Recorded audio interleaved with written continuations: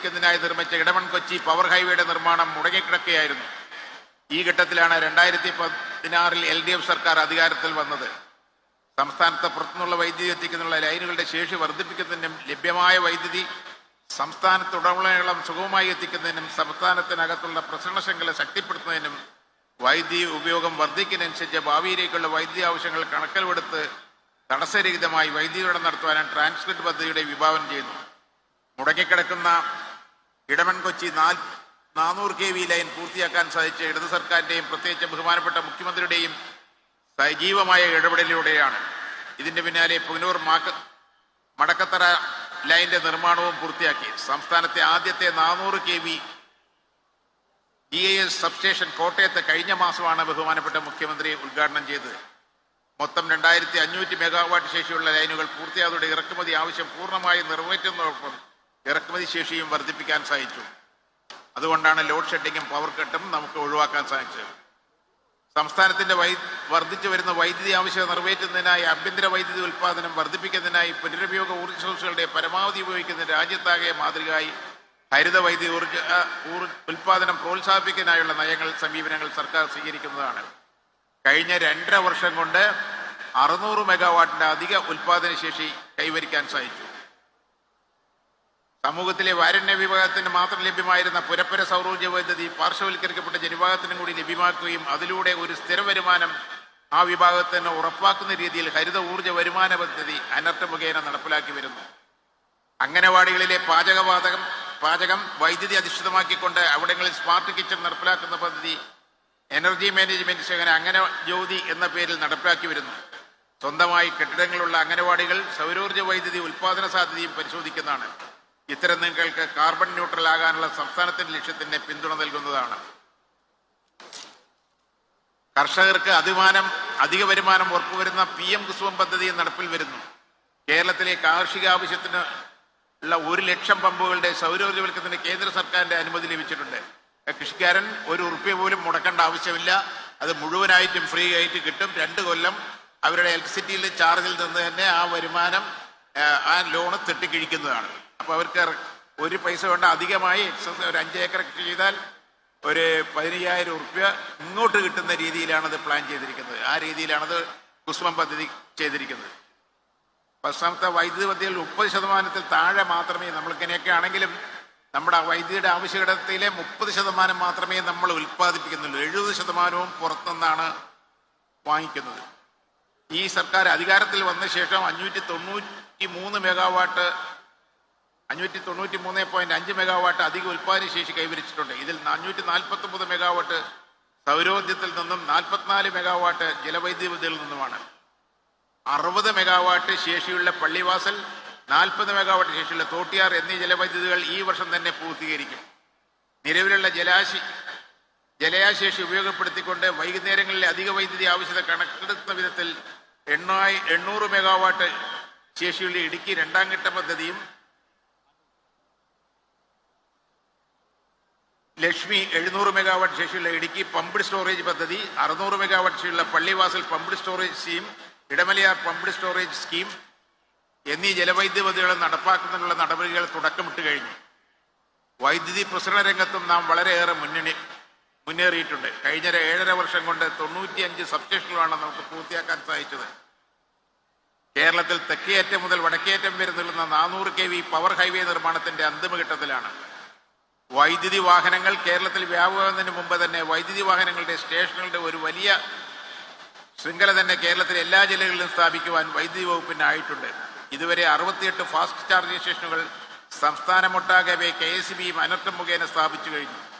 ഇതിനു പുറമെ ഇരുചക്ര വാഹനങ്ങൾക്കായി 1169 ചാർജിംഗ് സ്റ്റേഷനുകളാണ് സ്ഥാപിച്ചിരിക്കുന്നത്. MLA-മാരുടെ നിർദ്ദേശത്തിനനുസരിച്ചാണ് അത് ചെയ്തത്. ഇത്തരത്തിൽ ചാർജ് സ്റ്റേഷൻ സ്ഥാപിച്ചതോടെ സംസ്ഥാനത്തെ ധൈര്യത്തോട് വൈദ്യുതി വാഹനങ്ങൾ വാങ്ങിക്കുന്ന സ്ഥിതിവിശേഷം ഒരുക്കാൻ നമുക്ക് സാധിച്ചിട്ടുണ്ട്. ഇപ്പോൾ സ്വകാര്യ മേഖലയിൽ ഉൾപ്പെടെ 500ഓളം ഫാസ്റ്റ് ചാർജിംഗ് സ്റ്റേഷനുകൾ വിവിധയിടങ്ങളിൽ നിലവിൽ വന്നിട്ടുണ്ട്. സംസ്ഥാനത്തിന്റെ വ്യാവസായിക തലസ്ഥാനമായ എറണാകുളം ജില്ലയിൽ മെച്ചപ്പെട്ട വൈദ്യുതി സൗകര്യങ്ങൾ ഒരുക്കുവാൻ വൈദ്യുതി വകുപ്പ് എല്ലാ നടപടികളും സ്വീകരിച്ചിട്ടുണ്ട്. മട്ടാഞ്ചേരി ഫോർട്ട് കൊച്ചി മേഖലകളിൽ വൈദ്യുതി നിലവാരം മെച്ചപ്പെടുത്തുന്നതിനായി 3 കിലോമീറ്റർ ഭൂഗർഭ കേബിൾ സ്ഥാപിക്കുന്നതിന്റെ ജോലി വർഷങ്ങളായി മുടങ്ങിക്കിടക്കുകയാണ്. ഇന്നലെ നവകേരള സദസ്സിന്റെ ഭാഗമായി എറണാകുളം ജില്ലയിലെത്തിയപ്പോൾ കഴിഞ്ഞ ദിവസം KSEB ഉദ്യോഗസ്ഥന്മാർ ഈ വിവരം എന്നെ അറിയിക്കുകയുണ്ടായി. നാഷണൽ ഹൈവേ ഉദ്യോഗസ്ഥന്മാരുമായി ബന്ധപ്പെട്ട് കേബിൾ ഇടുന്നതിനുള്ള നടപടികൾ ത്വരിതപ്പെടുത്താൻ ശ്രമിച്ചിട്ടുണ്ട്. ഈ പ്രവർത്തനങ്ങൾ എത്രയും വേഗം പൂർത്തീകരിക്കും. മട്ടഞ്ചേരി ഫോർട്ട് കൊച്ചി മേഖലയിൽ മെച്ചപ്പെട്ട വൈദ്യുതി നൽകാൻ നമുക്ക് സാധിക്കുന്നതാണ്. കൂടാതെ ചൊറിയിൽ പുതിയ 110 kV സ്റ്റേഷൻ നിലവിൽ വന്നിട്ടുണ്ട്. ഞാറക്കൽ സബ് സ്റ്റേഷൻ അപ്ഗ്രേഡ് ചെയ്യുന്നുമുണ്ട്. ഇത്തരത്തിൽ വൈപ്പിൻ, പുതുവൈപ്പിൻ തുടങ്ങിയ വ്യവസായ മേഖലയ്ക്ക് തടസ്സരഹിതമായി വൈദ്യുതി ലഭ്യമാക്കാനുള്ള നടപടികൾ സ്വീകരിച്ചു വരുന്നു. പെട്രോ കെമിക്കൽ പാർക്ക് അമ്പലമുകളിൽ വൈദ്യുതി കണക്ഷൻ അടുത്തിടെയാണ് ലഭ്യമാക്കിയത്.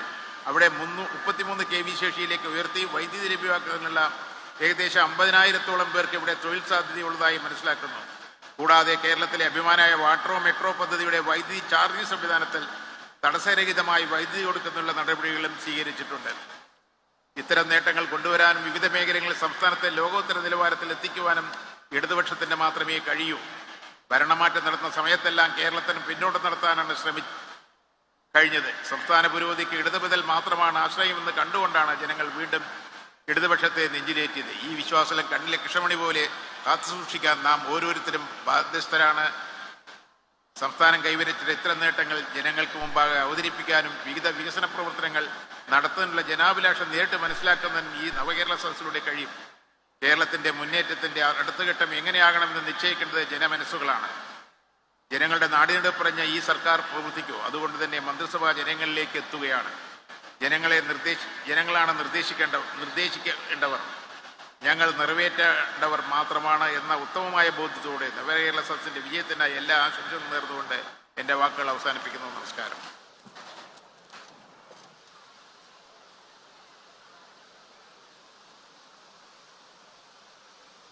നവകേരള സദസ്സിനെ അഭിസംബോധന ചെയ്ത് സംസാരിക്കുന്നതിനായി ബഹുമാനപ്പെട്ട മത്സ്യവിഭവ, സാംസ്കാരിക, യുവജനകാര്യ വകുപ്പ് മന്ത്രി ശ്രീ സജി ചെറിയാൻ അവർകളെ സാദരം ക്ഷണിക്കുന്നു.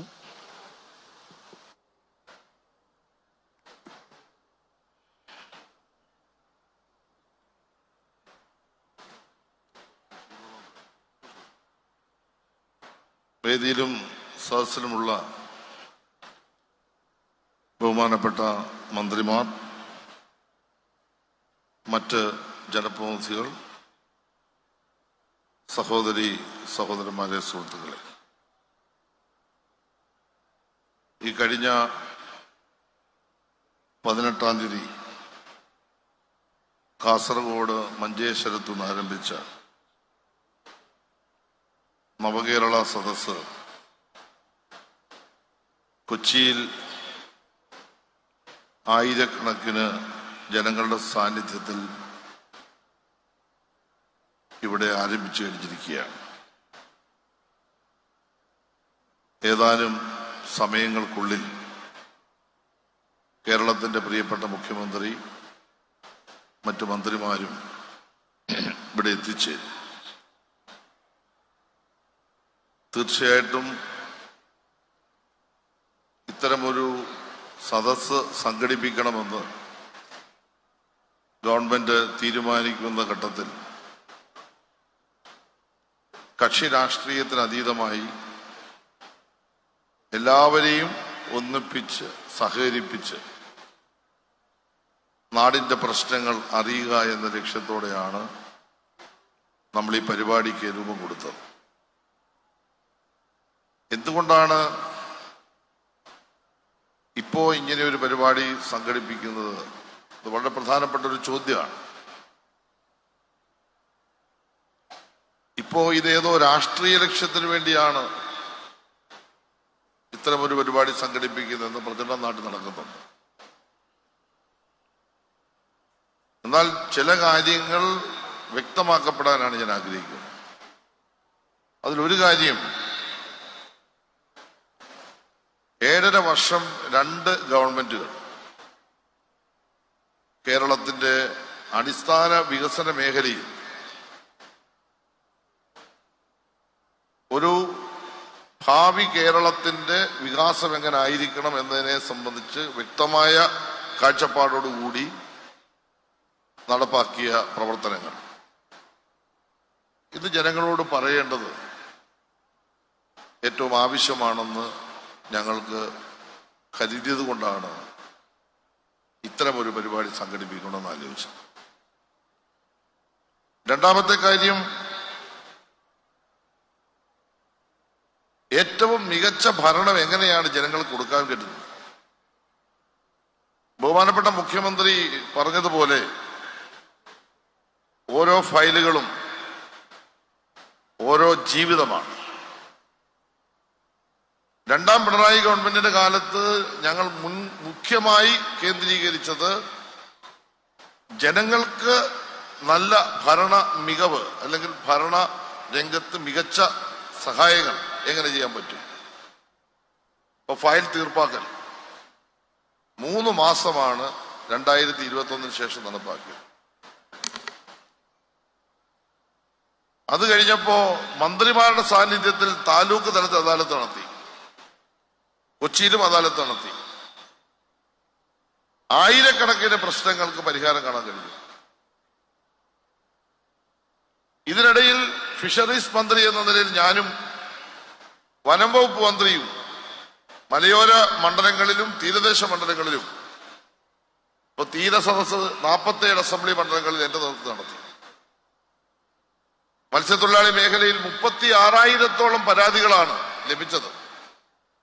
20,000-ഓളം പരാതികൾക്ക് പരിഹാരം കാണാൻ കഴിഞ്ഞു. പല കാലയളവിലായി അവർക്ക് ലഭിക്കേണ്ടിയിരുന്ന ലഭിക്കാതെ പോയ 13 കോടി രൂപ ഈ കാലയളവിൽ വിതരണം ചെയ്യാനും പറ്റി ഈ സദസ്സിന്റെ ഭാഗമായി. അത് കഴിഞ്ഞപ്പോഴാണ് അതുകൊണ്ടും നമ്മുടെ പ്രശ്നങ്ങൾ തീരുന്നില്ല, ചില പ്രധാനപ്പെട്ട പ്രവൃത്തികളെ സംബന്ധിച്ചുള്ള പരിശോധന ആവശ്യമാണെന്ന് തോന്നി. 4 മേഖലകളിൽ മുഖ്യമന്ത്രിയും മന്ത്രിമാരും നേരിട്ട് പോയി. ഈ കൊച്ചിയിൽ ഞങ്ങൾ വന്നു. കൊച്ചി, തിരുവനന്തപുരം, തൃശ്ശൂർ, കോഴിക്കോട് വിശദമായ പരിശോധന നടത്തി. പാതി വഴിയിൽ ഉപേക്ഷിക്കപ്പെട്ട അല്ലെങ്കിൽ നടപ്പാക്കാൻ ബുദ്ധിമുട്ടുള്ള ഏതെല്ലാം പദ്ധതികളാണ്, ആ പദ്ധതികളെ സംബന്ധിച്ചുള്ള വിശദമായ റിവ്യൂ നമ്മൾ നടത്തി. അതുകൊണ്ട് എല്ലാം പരിഹരിച്ചു എന്ന് കരുതണ്ട. ഈ ഒരു സന്ദർഭത്തിലാണ് നേരിട്ട് ജനങ്ങളിലേക്ക് പോകണം. എന്താണ് സാധാരണക്കാരന്റെ പ്രശ്നം കേൾക്കണം. പ്രിയപ്പെട്ടവരെ, ഇത്രയും ജില്ലകൾ കഴിഞ്ഞ് ഈ എറണാകുളം ജില്ലയിൽ ഞങ്ങൾ ഇന്നലെ എത്തി, ഇന്ന് കൊച്ചിയിൽ എത്തുമ്പോ 10,000-കണക്കിന് പരാതികൾ, പരിഭവങ്ങൾ, പ്രയാസങ്ങളാണ് ഗവൺമെന്റ് മുമ്പിലേക്ക് വന്നിട്ടുള്ളത്. ചില ആളുകളൊക്കെ ചോദിക്കുന്നുണ്ട്, മുഖ്യമന്ത്രി എന്താണ് ഈ ലക്ഷക്കണക്കിന് പരാതികൾ നേരിട്ട് മേടിക്കാത്തത്, മന്ത്രിമാർക്ക് എന്താണ് മേടിക്കാത്തത്? അതൊക്കെ ഞങ്ങൾ കൃത്യമായിട്ട് ചെയ്യേണ്ട രൂപത്തിൽ ചെയ്യുന്നുണ്ട്. പരാതികൾക്ക് പരിഹാരം കാണുന്ന നടപടി ആരംഭിച്ചു കഴിഞ്ഞു. അത് ഇന്നലെ മുഖ്യമന്ത്രി പറയുകയും ചെയ്തു. അത് രണ്ടാമത്തെ കാര്യം. ഇനി മൂന്നാമത്തെ പ്രശ്നം എന്താ? നമ്മുടെ നാട്ടിൽ നവകേരള നിർമ്മിതി എന്ന് പറഞ്ഞാൽ നാളെ രാവിലെ 11 മണിക്ക് നവകേരളം സൃഷ്ടിക്കാൻ പോകുന്നു എന്ന് ധാരണയൊന്നും വേണ്ട. പക്ഷെ തുടങ്ങി വെച്ച പ്രവർത്തനങ്ങൾ ഊർജ്ജസ്വലമായി മുന്നോട്ട് കൊണ്ടുപോയി ഒരു നവകേരളം സൃഷ്ടിക്കണം. ലോകത്തിലെ ഇടത്തരം, മധ്യ ഇടത്തരം വരുമാനമുള്ള, വികസനമുള്ള രാജ്യങ്ങളോടൊപ്പം എങ്ങനെ കേരളത്തെ എത്തിക്കാൻ കഴിയും? ഇതാണ് ഞങ്ങൾ ചിന്തിക്കുന്നത്. അതിന് ഈ നാട്ടിലെ ജനങ്ങൾ, വിവിധ മേഖലകളിൽ പ്രവർത്തിക്കുന്നവർ, അവരുടെ നിർദ്ദേശം വേണം. ഇന്ന് രാവിലെ പ്രഭാത യോഗം നടന്നു. കൃഷിക്കാർ,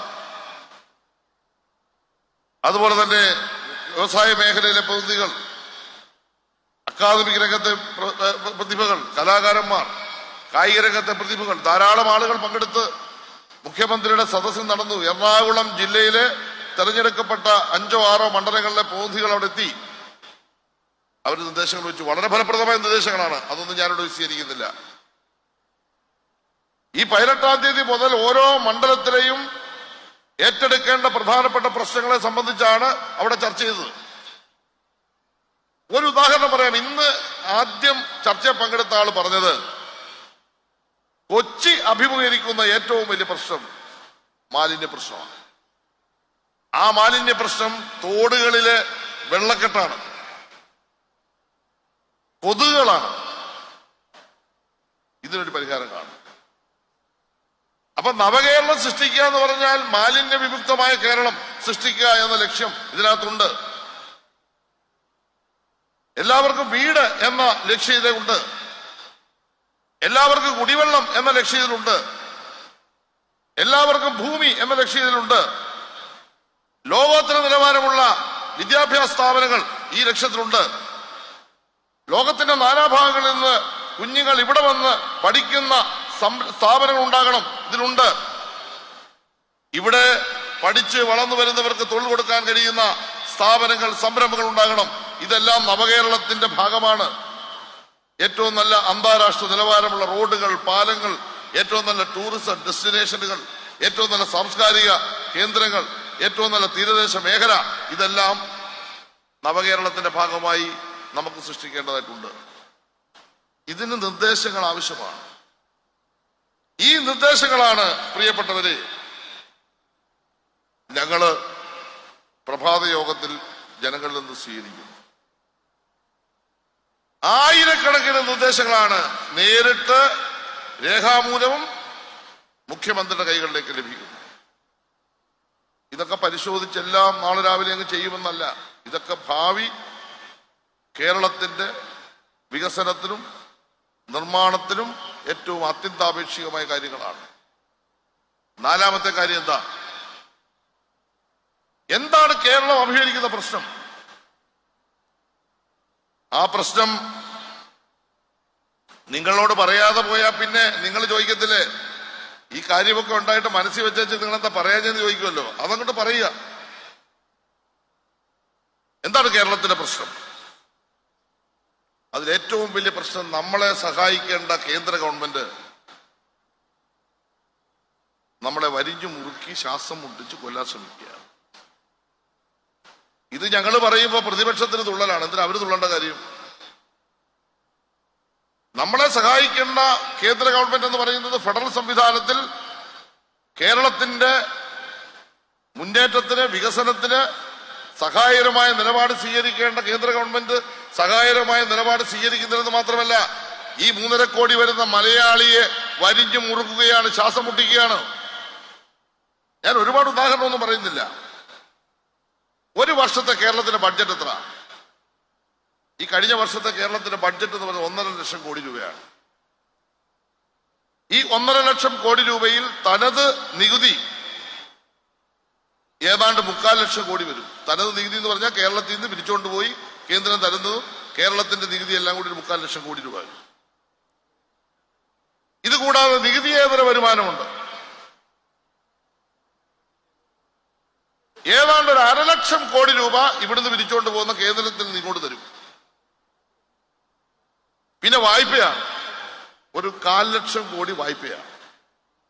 അപ്പൊ കണക്ക് മനസ്സിലായല്ലോ. 1.5 ലക്ഷം കോടി രൂപ കേരളത്തിൽ ബഡ്ജറ്റ് വന്നാൽ 3/4 ലക്ഷം കോടി നമ്മുടെ തനത് നികുതി, നികുതിയേതരമായ വരുമാനം, കേന്ദ്ര സഹായം 1/2 ലക്ഷം കോടി, പിന്നെ വരുന്ന വായ്പ 1/4 ലക്ഷം കോടി. ഇവിടുന്ന് ടാക്സ് ആരാ പിരിച്ചോണ്ട് പോകുന്നത്?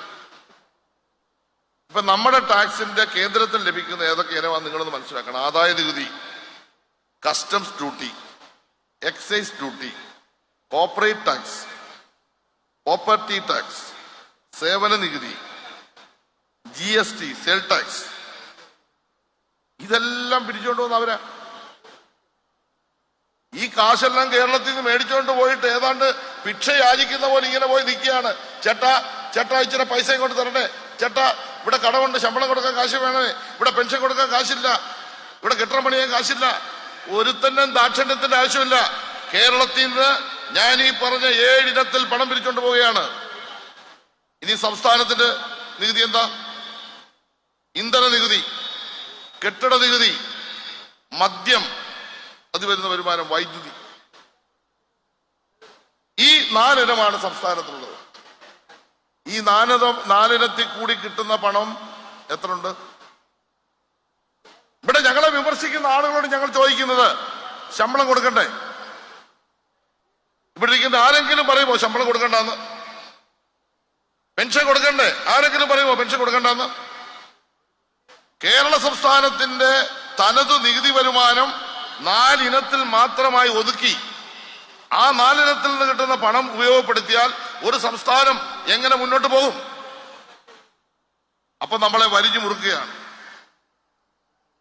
നോക്കൂ, ധനകാര്യ കമ്മീഷനാണ് ഓരോ സംസ്ഥാനത്തിനും കൊടുക്കേണ്ട വിഹിതം നിശ്ചയിക്കുന്നത്. ഇപ്പൊ 15ാം ധനകാര്യ കമ്മീഷന്റെ കാലത്ത് അവർ നിശ്ചയിച്ചിട്ടുള്ളത് ജനസംഖ്യ ആനുപാതികമാണ്. ജനസംഖ്യ കുറഞ്ഞു പോയതാണ് ഇപ്പോൾ ഒരു പ്രശ്നം. അത് നമ്മുടെ ഒരു കുറ്റമാണ്. സത്യത്തിൽ നമുക്കൊരു ചെറിയ മണ്ടത്തരം പറ്റി. ഈ ഫാമിലി പ്ലാനിങ് വന്നപ്പോൾ നമ്മൾ അതിനോട് യോജിക്കണ്ടായിരുന്നു. ആവശ്യം പോലെ പ്രൊഡക്ഷൻ നടക്കട്ടെ എന്നൊക്കെ തീരുമാനിച്ചാൽ മതിയായിരുന്നു, കാശ് കിട്ടിയത്. അപ്പൊ ജനസംഖ്യ ആനുപാതികമായി വരുവാണെങ്കിൽ ആ ആനുപാതികമായി ലഭിക്കേണ്ട പണം ലഭിക്കണ്ടേ? ഇവിടെ പിരിക്കേണ്ട കാശ് നിങ്ങൾ നോക്കൂ. ഇൻകം ടാക്സിന്റെ പ്രത്യക്ഷ നികുതി ഈ കഴിഞ്ഞ വർഷത്തെ കണക്കാണ് ഞാൻ പറയുന്നത്. 26,320 കോടി. ഇന്ധന നികുതി സെസ് 13,401 കോടി. GST കേന്ദ്ര വിഹിതം 35,982 കോടി. കസ്റ്റംസ് വഴി കിട്ടുന്ന 4,662 കോടി. ഈ പണമെല്ലാം ഈ കേരള സംസ്ഥാനത്തു നിന്ന് പിരിച്ചോണ്ട് പോവുകയാണ്. കേന്ദ്രം തരുന്ന സഹായം എങ്ങനെ? 10ാം ധനകാര്യ കമ്മീഷൻ നമുക്ക് തന്നത് ജനസംഖ്യ അനുപാതത്തിൽ 3.86% നമ്മുടെ കേരളത്തിന്റെ ഓഹരി നമുക്ക് തന്നു. 15ാം കമ്മീഷൻ വന്നപ്പോ 3.86 എന്ന് പറയുന്നത് 1.93% കുറച്ചു. എന്ന് വെച്ചാൽ 100 രൂപ വീതിക്കുമ്പോ നമുക്ക് ലഭിക്കുന്നത് 1 രൂപ 93 പൈസയാണ്. നേരത്തെ നമുക്ക് ലഭിച്ചുകൊണ്ടിരുന്നത് 3 രൂപ 86 പൈസയിൽ നിന്ന് 1 രൂപ 93 കുറയ്ക്കുമ്പോൾ എത്ര രൂപ കുറഞ്ഞു എന്ന് നിങ്ങൾ ആലോചിക്കണം. 60% കുറഞ്ഞു. എത്രായിരം കോടി രൂപയുടെ വ്യത്യാസമാണ് ഇതിൽ വരുന്നത്. 2.8% ജനസംഖ്യ. അങ്ങനെയാണെങ്കിൽ 2.8 രൂപ നമുക്ക് ലഭിക്കണം. ഈ കണക്ക് ശാസ്ത്ര പ്രകാരം ഇപ്പോൾ നമ്മുടെ ജനസംഖ്യ വെച്ചിട്ട് 2.8 ആണ് നമ്മുടെ ജനസംഖ്യ പെർസെന്റേജ്. ടോട്ടൽ ഇന്ത്യയിലെ പോപ്പുലേഷന്റെ പെർസെന്റേജ് 2.8 ആണ് നമുക്ക്. അങ്ങനെയാണെങ്കിൽ 2.8 രൂപ നമുക്ക് കിട്ടണം. നമുക്ക് ലഭിക്കുന്ന 1.93% തരുന്നുള്ളൂ. എന്ന് വെച്ചാൽ കോടിക്കണക്കിന് രൂപ അതിൽ തന്നെ വെട്ടിക്കുറച്ചു. ഇപ്പോ നമ്മുടെ സംസ്ഥാനത്ത് നമ്മൾ കാണേണ്ടത് ഗ്രാന്റ്. കേന്ദ്രം നൽകുന്ന ഗ്രാന്റാണ് ഒരു പ്രധാന വരുമാനം. 30,000 കോടിയായിരുന്നു 21-22 വർഷം. ഈ വർഷം 27,000 കോടിയായിട്ട് വെട്ടിക്കുറച്ചു. എന്ന് വെച്ചാൽ 10% കുറവ് വരും. 3,000 കോടിയാണ് കുറച്ചത്. ഓർത്തോണം, 3,000 കോടി എന്ന് പറഞ്ഞാൽ 4 മാസം 64 ലക്ഷം ആൾക്ക് പെൻഷൻ കൊടുക്കാം. പെൻഷൻ കുടിശ്ശിക വന്നപ്പോൾ വെള്ളം വെച്ചിട്ട് കാര്യമില്ല, ആ പൈസ ഇങ്ങോട്ട് തരാനുള്ളതാണ്. പിന്നെ വരുന്നത് കേന്ദ്രം അനുവദിക്കുന്ന വായ്പയാണ്. 2022 43,000 കോടി രൂപ വായ്പ എടുക്കാൻ അവകാശം ഉണ്ടായി. ഇപ്പൊ അത് 2.5 വെട്ടിക്കുറച്ചു. 23 നമ്മുടെ വായ്പ അധികാരം 22,000 കോടിയാണ്. എന്ന് വെച്ചാൽ 21,000 കോടി രൂപ കേന്ദ്ര ഗവൺമെന്റ് വായ്പ ഇനത്തിൽ വെട്ടിക്കുറച്ചു. ഇനിയും ഇവിടെ നിന്ന് പിരിച്ചോണ്ട് പോകുന്ന നികുതി 100 രൂപ പിരിച്ചോണ്ട് പോകുന്നു വിചാരിക്കുക. 86,000 കോടിയാണ് പിരിച്ചോണ്ട് പോകുന്നത്. അത് വേറെ കാര്യം. 100 രൂപ പിരിച്ചോണ്ട് പോകുന്ന വെച്ചാൽ മാന്യം മര്യാദ അനുസരിച്ച് 50% തരണ്ടേ? നമുക്ക് ഈ വർഷം ലഭിക്കുന്നത് 46.4%. എന്ന് വെച്ചാൽ 3.6% അതിൽ കട്ട് ചെയ്തു. ആയിരക്കണക്കിന് കോടി രൂപ ഇതിൽ വ്യത്യാസം വരുന്നു. ഇതുവഴി കേരളത്തിന് നഷ്ടം വരുന്ന 12,000 കോടിയാണ്. ഇപ്പൊ ബുദ്ധിമാന്മാരായ കേന്ദ്ര ഗവൺമെന്റ് ധനമന്ത്രി അതിബുദ്ധിമതിയാണെന്നാണ് ഞാൻ വിശ്വസിക്കുന്നത്.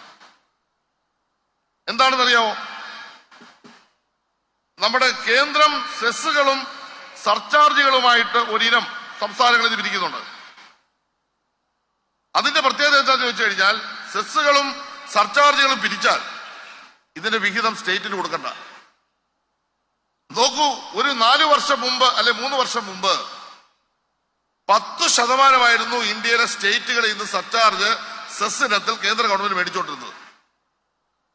ഇപ്പൊ അത് എത്രയാണെന്നറിയാമോ? 30%. ഇതിൽ 1 രൂപ സംസ്ഥാനങ്ങൾക്ക് കൊടുക്കാതെ സംസ്ഥാനങ്ങളുടെ മുകളിൽ സെസ്സും സർചാർജും 10-ൽ നിന്ന് 30-ലേക്ക് ഏർപ്പെടുത്തി എന്ന് പറഞ്ഞാൽ കോടാനുകോടി രൂപ ഈ സംസ്ഥാനത്ത് അടിച്ചോണ്ട് പോവുകയാണ്.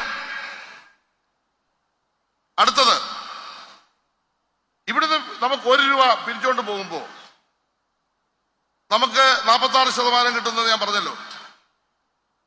ബാക്കിയുള്ള കാശ് കേന്ദ്ര ഗവൺമെന്റ് വീതിക്കും. അങ്ങനെ വീതിക്കുമ്പോ നമുക്ക് കിട്ടുന്നത് എത്രയെന്നറിയാവോ? 0.46. ഇവിടെയാണ് ഞാൻ പറഞ്ഞ കൃത്യമായ വിവേചനമുണ്ട്. ബീഹാറിന് കൊടുക്കുന്നത് 7.06, ഉത്തർപ്രദേശിന് കൊടുക്കുന്നത് 2.73, ആസാമിന് കൊടുക്കുന്നത് 2.63, മധ്യപ്രദേശിന് കൊടുക്കുന്നത് 2.42. ഏതെങ്കിലും ഒരു സംസ്ഥാനം പിന്നോക്കം നിൽക്കുന്നെങ്കിൽ ആ സംസ്ഥാനം വികസിക്കേണ്ടെന്നോ അവിടുത്തെ ജനങ്ങളുടെ താല്പര്യം സംരക്ഷിക്കേണ്ടെന്നോ നമ്മൾ പറയുന്നില്ല. പക്ഷേ 54 രൂപ ഇവിടുന്ന് കൊണ്ടുപോകുമ്പോൾ 0.46 രൂപ മാത്രമാണോ ഈ കേരളത്തിൽ തരേണ്ടത്?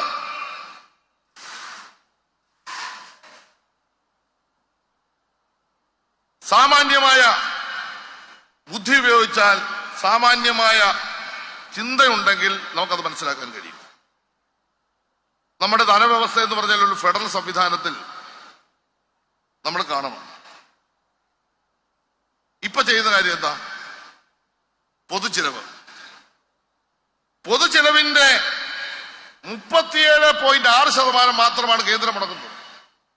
ഒരു കേന്ദ്രാവിഷ്കൃത പദ്ധതി വന്നാൽ 60, 40, 50, 50 അല്ലെങ്കിൽ കേന്ദ്രം 60, നമ്മൾ 40, ഈ ഇക്വേഷൻസ് മാറിയിട്ട് സംസ്ഥാനങ്ങൾ ഇപ്പൊ 62.4% പൊതുചെലവ് മുടക്കണം. 37.6% മാത്രമാണ് കേന്ദ്രത്തിന്റെ സഹായം ലഭിക്കുന്നത്. അതും സമയത്ത് കിട്ടാറില്ല. ഈ സാമ്പത്തിക പ്രശ്നത്തിന്റെ ഫലമായി ഞാൻ പെട്ടെന്ന് പറയാം, GST നഷ്ടപരിഹാരം 12,000 കോടി, റവന്യൂ കമ്മി ഗ്രാന്റ് ഇനത്തിലെ കുറവ് 8,400 കോടി, വായ്പ അനുമതി, വായ്പ ലഭിക്കാത്തതിന്റെ ഭാഗമായിട്ടുള്ള കുറവ് 19,600 കോടി, നികുതി വിഹിതം വരുത്തിയ കുറവ് 18,000 കോടി, UGC ശമ്പള പരിഷ്കരണം നടപ്പാക്കിയപ്പോ ആ ശമ്പളം കൊടുക്കേണ്ടവർ കൊടുക്കാനുള്ളത് തരാൻ 750 കോടി, നെല്ല് സംഭരണം അതിന്റെ ഭാഗമായി തരാനുള്ളത് 792 കോടി, ഭക്ഷ്യസുരക്ഷാ നിയമം നടപ്പാക്കിയത് വഴി തരാനുള്ളത് 161 കോടി, സ്കൂൾ ഉച്ചഭക്ഷണം തരാനുള്ളത് 154 കോടി, തദ്ദേശ സ്വയംഭരണ സ്ഥാപനങ്ങളുടെ ഗ്രാന്റ് 252 കോടി, മൊത്തം 60,009 കോടി രൂപ 2023 വർഷം ഈ സ്റ്റേറ്റിന് തരാത്ത ഒരു കേന്ദ്രത്തെ ഈ കേരളത്തിലെ പ്രതിപക്ഷം ന്യായീകരിക്കുകയാണ്. അതാണ് ഞങ്ങളുടെ ആർഗ്യുമെന്റ്. ആകെ 1.5 ലക്ഷം കോടി രൂപ ഒരു സംസ്ഥാനത്തിന്റെ ബഡ്ജറ്റിൽ 60,009 കോടി രൂപ നമുക്ക് തരാനുണ്ട്. 58,000 കോടി രൂപ നേരിട്ട് നമുക്ക് തരാൻ കിടക്കുകയാണ്. പിന്നെ സംസ്ഥാനവും കേന്ദ്രവും നടപ്പാക്കുന്ന തുല്യമായ പദ്ധതികളുടെ തരാനുള്ള പണം. നമ്മൾ എങ്ങനെ ഈ സംസ്ഥാനത്തെ സാമ്പത്തിക പ്രശ്നം പരിഹരിക്കാൻ പറ്റും? നിങ്ങൾ ആലോചിക്കൂ. ഇതൊരു വലിയ പ്രശ്നമാണ്. കേരളത്തെ സംബന്ധിച്ചിടത്തോളം ഈ പ്രശ്നം ജനങ്ങളോട് പറയാതെ പോകാൻ പറ്റുമോ? ഇവിടെ ഇരിക്കുന്ന ആളുകൾ ഇത് അറിയണ്ടേ?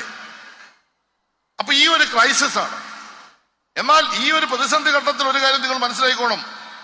തനത് വരുമാനത്തിൽ വലിയ വർധനവുണ്ടാക്കി. 23,000 കോടി രൂപയിലേക്ക് ഈ വർഷത്തെ തനത് വരുമാനം വർദ്ധിപ്പിച്ചു.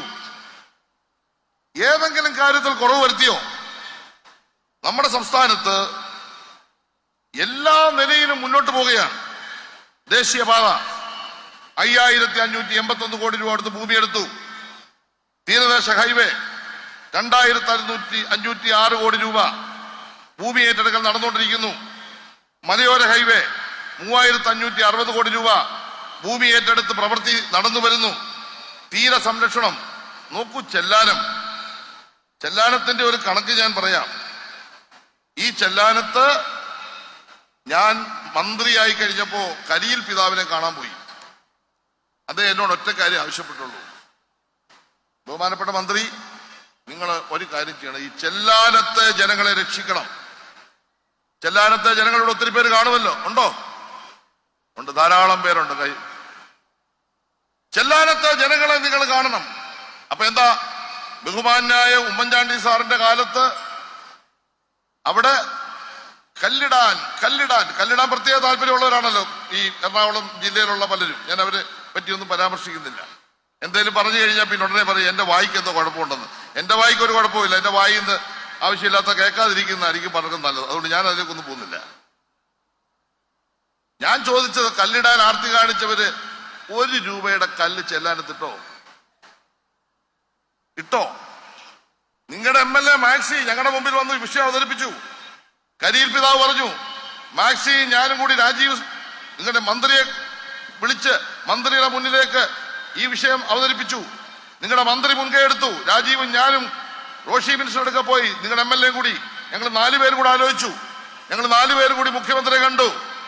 750 കോടി രൂപ അഡ്മിനിസ്ട്രേറ്റീവ് സാങ്ഷൻ കൊടുത്ത ഒരു ഗവൺമെന്റാണ് ഈ കേരളത്തിലെ പിണറായി വിജയൻ ഗവൺമെന്റ്. 343 കോടി രൂപ ചെലവായി. 44 കോടി 7.5 കിലോമീറ്റർ കെട്ടി, ബാക്കിയൂടെ കെട്ടണം. ഞാൻ പറഞ്ഞത്, ഞങ്ങൾ വാചപടിക്കുകയാണോ? ഏതെങ്കിലും ഒരു കാര്യത്തിൽ പൈസയ്ക്ക് ഈ 60,000 കോടി രൂപ കിട്ടാനുള്ള ഒരു സംസ്ഥാനത്ത് ഏതെങ്കിലും ഒരു പദ്ധതി കുറച്ചോ? കുറച്ചില്ലെന്നുള്ള ഉദാഹരണമാണല്ലോ ചെല്ലാനത്തെ കാര്യം ഞാൻ പറഞ്ഞത്. ഡിജിറ്റൽ സയൻസ് പാർക്ക് സംസ്ഥാനത്ത് വന്നില്ലേ? കെ-ഫോൺ സംസ്ഥാനത്ത് വന്നില്ലേ? ലൈഫ് മിഷൻ സംസ്ഥാനത്ത് വന്നില്ലേ? കൃഷ്ണൻകുട്ടി മിനിസ്റ്റർ ഇരിപ്പുണ്ടല്ലോ. 5200 കോടി രൂപയാണ് വൈദ്യുതിയുടെ പ്രസരണ വിതരണ മേഖലയിലെ നഷ്ടം പരിഹരിക്കാൻ ഈ ഗവൺമെന്റ് കാലത്ത് മുടക്കിയത്. സയൻസ് പാർക്കുകൾ, IT പാർക്കുകൾ, ഇന്ന് കൊച്ചിയിലെ മെട്രോയിൽ കയറി. ഞാൻ പറഞ്ഞു, നിങ്ങളൊക്കെ ഭാഗ്യവാന്മാരാ. സത്യം പറഞ്ഞ ആ ചെങ്ങന്നൂരെങ്ങാണ് ഒരു മെട്രോ പോയിട്ട് ഒരു സൈക്കിളിൽ കിട്ടുന്നത് ഞാൻ പ്രാർത്ഥിച്ചുകൊണ്ടിരിക്കുക. എന്താപ്പാ ഈ കൊച്ചിയിൽ അടിച്ച് ചെയ്തുകൊണ്ടിരിക്കുന്നത്? നിങ്ങൾ 9 സീറ്റ് UDF-നെ ജയിപ്പിച്ച ഒരു ജില്ലയാണ്. എന്നിട്ട് ഞങ്ങൾ വാരി അങ്ങോട്ട് തരികയാണ്. കാരണം എന്താന്ന് ചോദിച്ചാൽ, അടുത്ത പ്രാവശ്യം നിങ്ങൾ കുത്തുമ്പോ ഒന്ന് നോക്കി സൂക്ഷിച്ച് കുത്തണമെന്ന് വിചാരിക്കുന്ന ഒരു കാര്യം കൂടി അതിനകത്തുണ്ടെന്നുള്ള കാര്യം വിസ്മരിക്കണ്ട. ഞാൻ ഇന്നലെ ബഹുമാനായ പ്രതിപക്ഷ നേതാവിന്റെ മണ്ഡലത്തിൽ ഒന്ന് പ്രസംഗിച്ചു പോയി. എന്തൊക്കെയാ അദ്ദേഹം ഞങ്ങളെ പറ്റി എല്ലാം പറയും. പുള്ളിക്കൊരു പ്രശ്നമുണ്ട്, എനിക്ക് അദ്ദേഹത്തിന് വലിയ സ്നേഹമുള്ള ആളാണ് കേട്ടോ. ആളുകളെ ഇങ്ങനെ ആക്ഷേപിച്ചേ പറയത്തുള്ളൂ. ഞങ്ങളാരും ആക്ഷേപിക്കാറില്ല. ഞാൻ ചോദിച്ച 2 കാര്യമുള്ളൂ. ഒരു കാര്യം അവിടെ വികസനം നടത്തിയതിനെ പറ്റിയാ. അതിന് മറുപടി പറഞ്ഞാൽ മതി. അതിന് എന്റെ വായിക്കാത്ത വല്ല പ്രശ്നമുണ്ടോ എന്നൊക്കെ ഞാൻ ഡോക്ടറെ കാണിച്ചിട്ടുണ്ട്. പുള്ളി പറഞ്ഞു ഒരു പ്രശ്നമില്ല, ആവശ്യമുള്ളതൊക്കെ എപ്പോഴും പറഞ്ഞുകൊണ്ടിരിക്കണമെന്നാണ് പുള്ളി എന്നെ ഉപദേശിച്ചത്. ഇനി എന്തെങ്കിലും പ്രശ്നം ഉണ്ടെങ്കിൽ ഞാൻ മരുന്ന് മേടിച്ച് കഴിച്ചോളാം, അദ്ദേഹം ബുദ്ധിമുട്ടുണ്ടാകും. ഞാൻ പറഞ്ഞത് 22.5 വർഷക്കാലം MLA ആയിരുന്ന ഒരു മണ്ഡലത്തിൽ 112 കോടി രൂപ MLA ഫണ്ട് അനുവദിച്ച ഒരു മണ്ഡലത്തിൽ ഒരു നല്ല ആശുപത്രി ഉണ്ടോ? ഇല്ല. നല്ലൊരു റോഡുണ്ടോ? ഇല്ല. ഒരു കളിസ്ഥലമുണ്ട്, കാട് പിടിച്ച് കിടക്കുന്നു. AK ശശീന്ദ്രൻ ഇപ്പോ കാട്ടിൽ നിന്ന് ഇറങ്ങി വരുന്ന പലരെയും അങ്ങോട്ട് കൊണ്ടുവന്നതിനെ പറ്റി ആലോചിച്ചുകൊണ്ടിരിക്കുക. കാരണം ഇത്ര ഭംഗിയായ ഒരു കാട് പറവൂര് മാത്രമേ കാണത്തുള്ളൂ. നല്ല സ്കൂൾ കെട്ടിടമുണ്ടോ? ഇല്ല. പിന്നെ 112 കോടി അങ്ങോട്ട് പോയി. അത് പറഞ്ഞാൽ പോരെ? എന്താ ചെറിയാൻ എന്തിനാ ചീത്ത വിളിക്കുന്നത്? രണ്ടാമത് ഞാൻ പറഞ്ഞ കാര്യം ഇത്രേ ഉള്ളൂ. എനിക്ക് അദ്ദേഹത്തോട് എല്ലാ ബഹുമാനം വെച്ച് പറയുന്നു. കേരളത്തിന്റെ മുഖ്യമന്ത്രിയെ പറ്റി 2 കാര്യം അദ്ദേഹം പറഞ്ഞു. ഒരു കാര്യം പറഞ്ഞത് ക്രിമിനലാണെന്ന് പറഞ്ഞു. അത് പിൻവലിക്കണം. അത് പിൻവലിക്കുന്നവരെയും ഞങ്ങൾ പറഞ്ഞുകൊണ്ടിരിക്കും. അത് ചെറിയ കാര്യമല്ല. ഞങ്ങളൊക്കെ വളരെ ബഹുമാനിക്കുന്ന സ്നേഹിക്കുന്ന ഒരു നേതാവാണ് സഖാവ് പിണറായി വിജയൻ. എന്തെങ്കിലും ഒരു അനാവശ്യ വാക്ക് അദ്ദേഹത്തിന്റെ വായിൽ നിന്ന് വന്ന് നിങ്ങൾ കേട്ടിട്ടുണ്ടോ? നിങ്ങൾ പറ. അദ്ദേഹത്തിന്റെ വായിൽ നിന്ന് ഒരു മനുഷ്യനെ വേദനിപ്പിക്കുന്ന ഏതെങ്കിലും ഒരു അനാവശ്യ വാക്ക് പറഞ്ഞിട്ടുണ്ടോ? അദ്ദേഹം കൊലയാളിയാണോ? അദ്ദേഹം കൊന്ന കേസിൽ പ്രതിയാണോ? എത്ര ത്യാഗപൂർണമായ ജീവിതത്തിന്റെ ഒരു ഘട്ടത്തിലൂടെ കടന്നു വന്ന് ഈ പ്രായമായി ഇത്രയും പ്രായത്തിൽ കേരളം മുഴുവൻ സഞ്ചരിച്ച് ജനങ്ങളുടെ അഭിപ്രായങ്ങൾ കേൾക്കുന്ന ഈ ഇന്ത്യയിൽ ലോകത്ത് ഇന്ന് ജീവിച്ചിരിക്കുന്ന ഒരു മുഖ്യമന്ത്രി ഉണ്ടെങ്കിൽ ആ ആളിന്റെ പേര് സഖാവ് പിണറായി വിജയൻ എന്നല്ലേ? ആ മനുഷ്യനെ ക്രിമിനലാണെന്ന് വിളിക്കുക. അത് VD സതീശൻ ഒരു കാര്യം മനസ്സിലാക്കിക്കോണം. അതിന് മറുപടി പറയാൻ ആരെയും മുഖ്യമന്ത്രി നിയോഗിക്കേണ്ട കാര്യമില്ല. നല്ല മലയാള ഭാഷ പഠിച്ച് അതിന്റെ സാഹിത്യ മൊഴികളൊക്കെ വായിച്ച് മനസ്സിലാക്കി അത് എവിടെ അടിക്കണമെന്ന് നല്ല ഭംഗിയായിട്ട് അറിയാവുന്ന ആളുകൾ ഈ മന്ത്രിസഭയിലുണ്ട്. അതിന് ഒരു മനസാക്ഷി ഇല്ലാതെ പറയേണ്ട സമയത്ത് ഞങ്ങൾ പറയും. അതുകൊണ്ട് മാന്യമായിട്ട് അതങ്ങ് പിൻവലിക്കുക. നിങ്ങൾ പറഞ്ഞു ഒരു ക്രിമിനൽ മനസ്സുണ്ടെന്ന് പറഞ്ഞപ്പോൾ ഞാൻ അംഗീകരിച്ചു. പക്ഷേ പിണറായി വിജയൻ എന്ന മുഖ്യമന്ത്രി ക്രിമിനലാണെന്ന് പറഞ്ഞാൽ അംഗീകരിക്കാൻ പറ്റില്ല. പിന്നെ പറഞ്ഞൊരു കാര്യം എന്താന്ന് ചോദിച്ചാൽ അശ്ലീല സദസ്സാണ്. ഒന്നും പറയാൻ പറ്റത്തില്ല. നമ്മുടെ ഈ ഇവിടേക്ക് ഇരിക്കുന്ന ആളുകൾ അശ്ലീല സദസ്സാന്ന് പറയാൻ പറ്റും.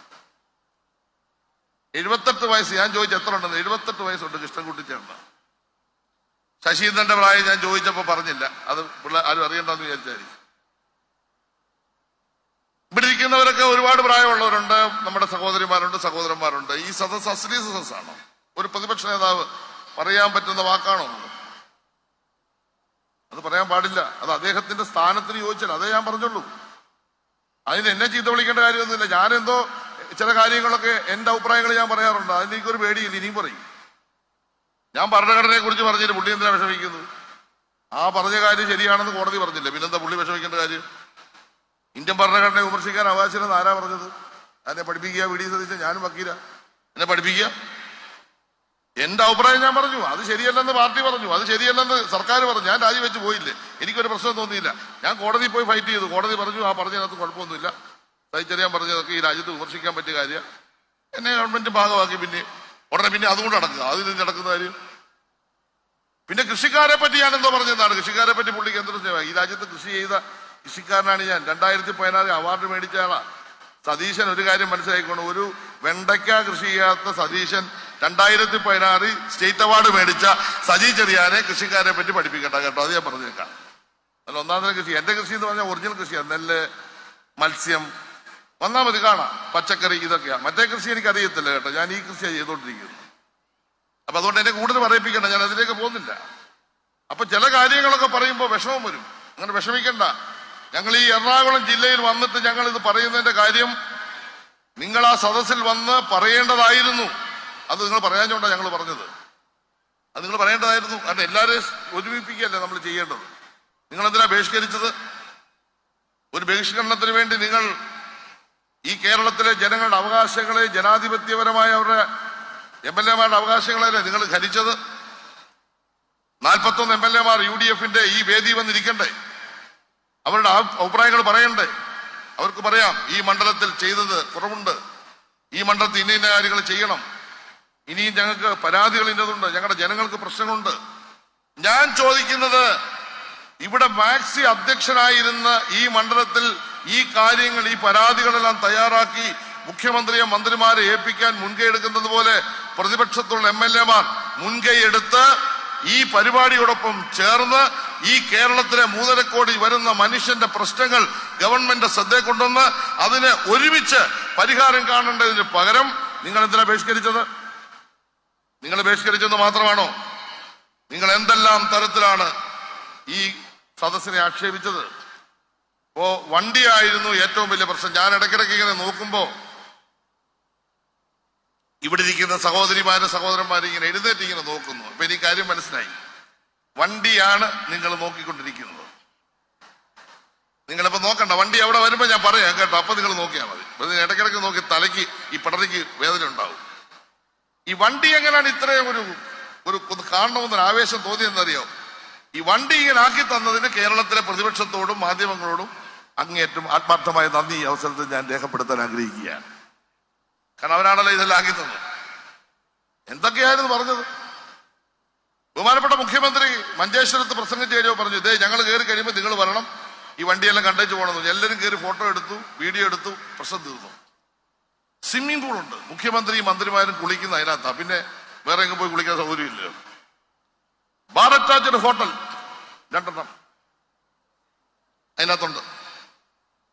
എന്തെല്ലാം മര്യാദകേടാണ് പറഞ്ഞത് ഒരു വണ്ടിയെ പറ്റി. വെടിവെച്ചാൽ തുളയ്ക്കാത്ത ചില്ല് അതിനകത്ത് പൊട്ടത്തില്ല. വെടിവെച്ച് കഴിഞ്ഞാൽ പൊട്ടത്തില്ല, അതിനുള്ള ചില്ല്. സത്യം പറഞ്ഞാൽ ഇവിടെ വരെ വന്നപ്പോ തന്നെ നടുവിന്റെ എഡ്ജ് പോയിരിക്കുക. അത്ര നല്ലൊരു വണ്ടിയാ. ഞങ്ങൾ ഈ 21 പേര് കാറേ വന്നാൽ എത്ര രൂപ ചെലവാകും? ഞങ്ങളെല്ലാം കൂടി ഈ വണ്ടിയെ കയറി ഈ രാജ്യം കറങ്ങാനാണോ? ഞങ്ങൾക്ക് ഈ വണ്ടിയെ മറ്റേ വണ്ടിയെ പോയ പോലെ കാറേല് ഈ പ്രായമുള്ള ഈ മന്ത്രിമാരും വനിതകളും ഉൾപ്പെടെ ഞങ്ങൾ എല്ലാവരും കൂടി ചേർന്ന് ഈ കേരളത്തിലെ എല്ലാ മണ്ഡലങ്ങളിലും ഞങ്ങൾ പോകുന്നത് ഞങ്ങൾക്ക് യാതൊരു പണിയില്ലാഞ്ഞിട്ടല്ലയോ?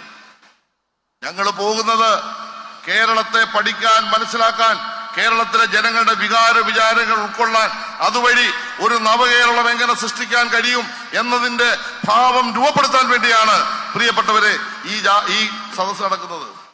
ആ സദസ്സിനെയാണ് നിങ്ങൾ ആക്ഷേപിച്ചത്.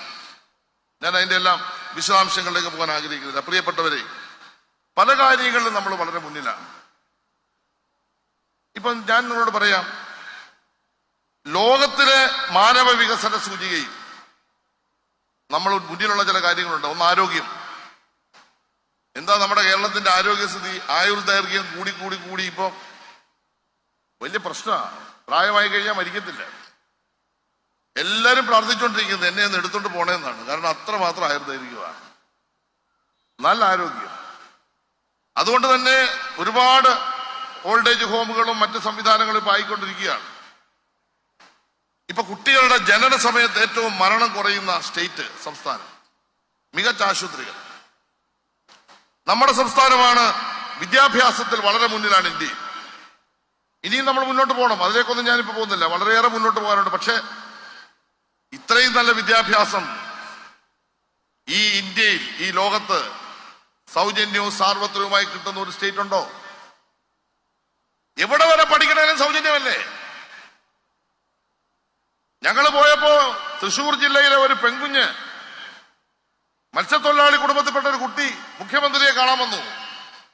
ആ കുഞ്ഞ് പ്രസംഗിച്ചു. എന്താ പ്രസംഗിച്ചത്?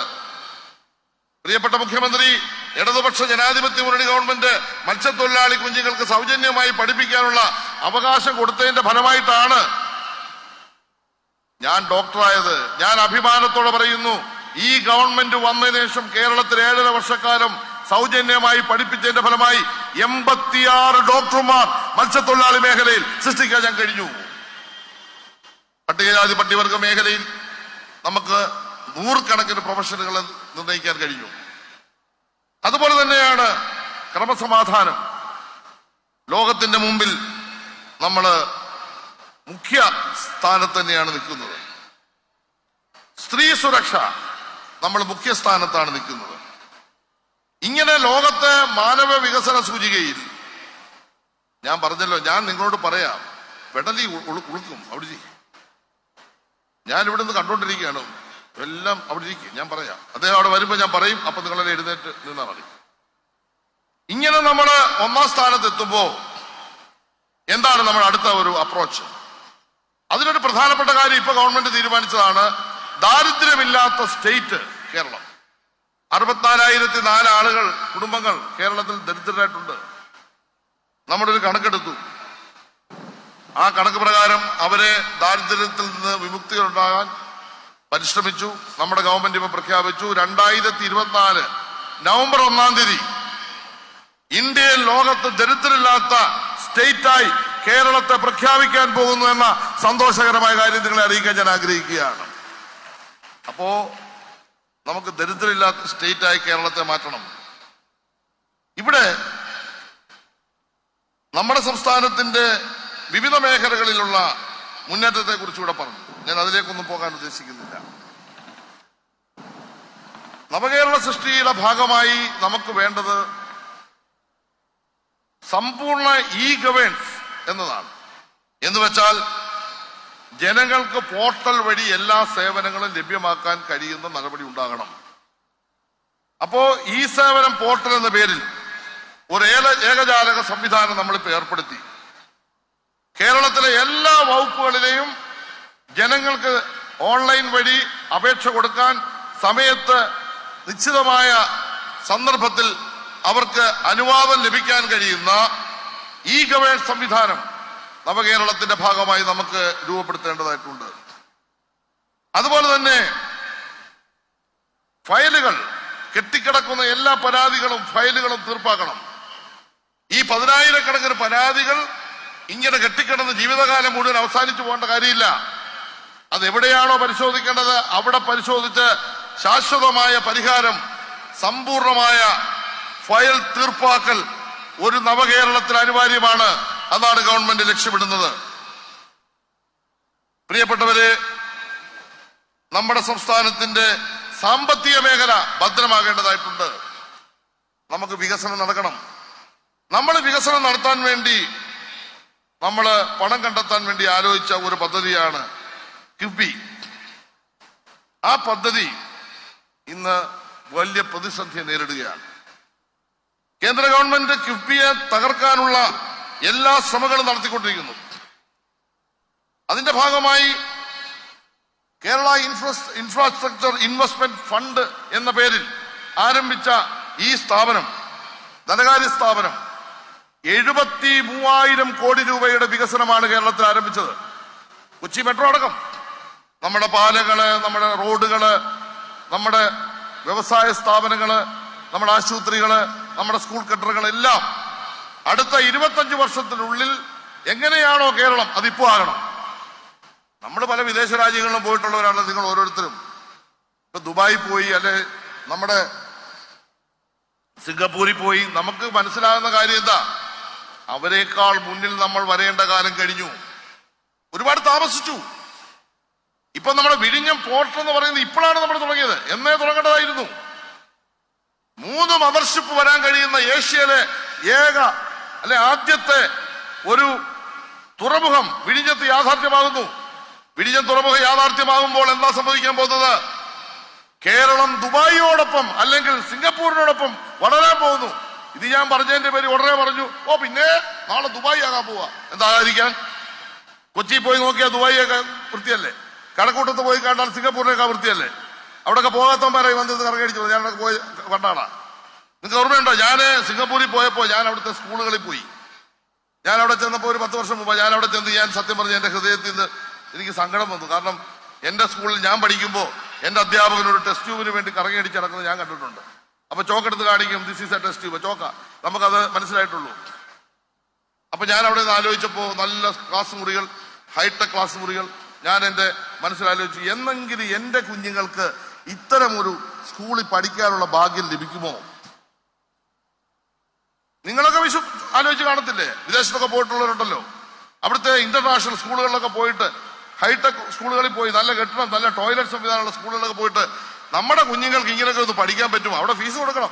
ഇവിടെ 10 പൈസ കൊടുക്കാത്ത സ്കൂളുകളാ. ഞാനിപ്പോ പറയുന്നു, കേരളത്തിൽ 54,000 സ്കൂൾ ക്ലാസ് മുറികൾ ഹൈടെക് ആക്കിയ ഇന്ത്യയിലെ ആദ്യത്തെ സ്റ്റേറ്റ് ആണ് ഈ കേരളം. എന്ന് വെച്ചാൽ സിംഗപ്പൂരിനോടൊപ്പം വളർന്നിരിക്കുന്നു. അതാണ് സിംഗപ്പൂരിനോട് വളർന്നെന്ന് പറയുന്നത്. ഇനിയും തുറമുഖം വന്നാൽ സിംഗപ്പൂരിന്റെ മേളിൽ പോകും. പുതിയ എയർപോർട്ടുകൾ വരണം. ഞാൻ അതിലേക്ക് പോകുന്നില്ല.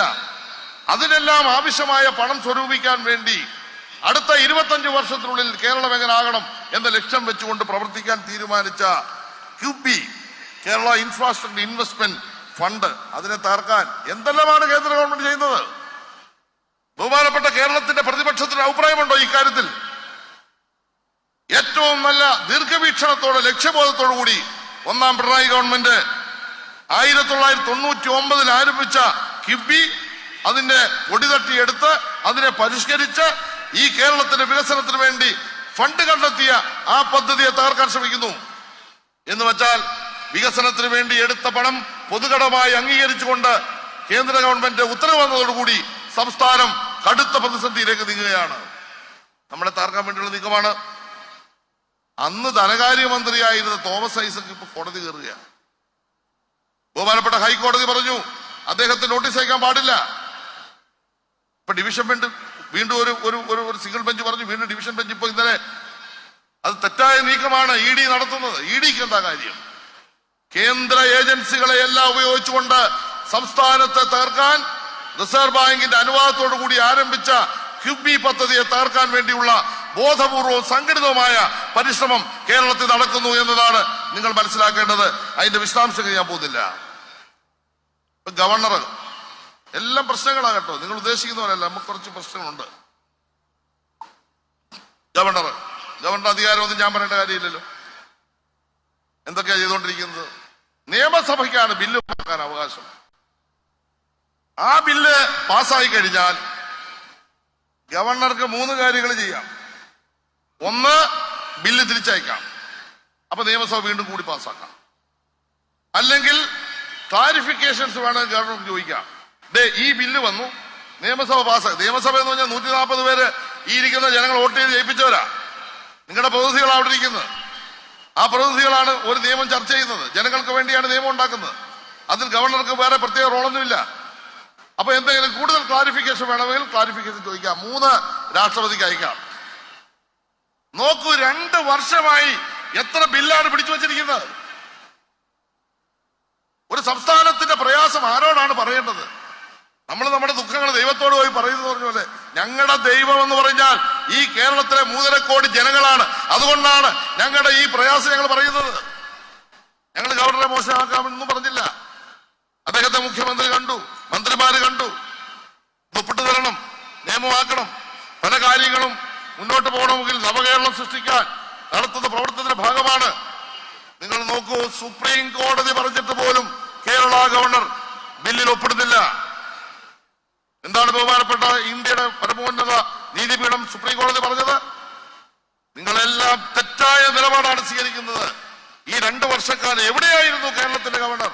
എന്തുകൊണ്ടാണ് ഒപ്പിട്ട് കൊടുക്കാത്തത് എന്ന് ചോദിക്കേണ്ട സ്ഥിതിയിലേക്ക് കാര്യങ്ങൾ എത്തപ്പെട്ടു എന്ന് നാം മനസ്സിലാക്കണം. അപ്പൊ ഗവർണർ ഒരു വഴി കൂടെ നമ്മളെ കൈകാര്യം ചെയ്യുന്നു. കേന്ദ്ര ഗവൺമെന്റ് സാമ്പത്തിക പണം തരാതെ. ഇപ്പൊ നമ്മൾ ഉദാഹരണം പറയാം, നമ്മുടെ വീട്ടിൽ ഒരു മാസം നമ്മുടെ പിതാവിനാണ് വരുമാനം ഉണ്ടെന്ന് വിചാരിക്കുക, അല്ലെ മാതാവിനാണ് വരുമാനം ഉണ്ടെന്ന് വിചാരിക്കുക.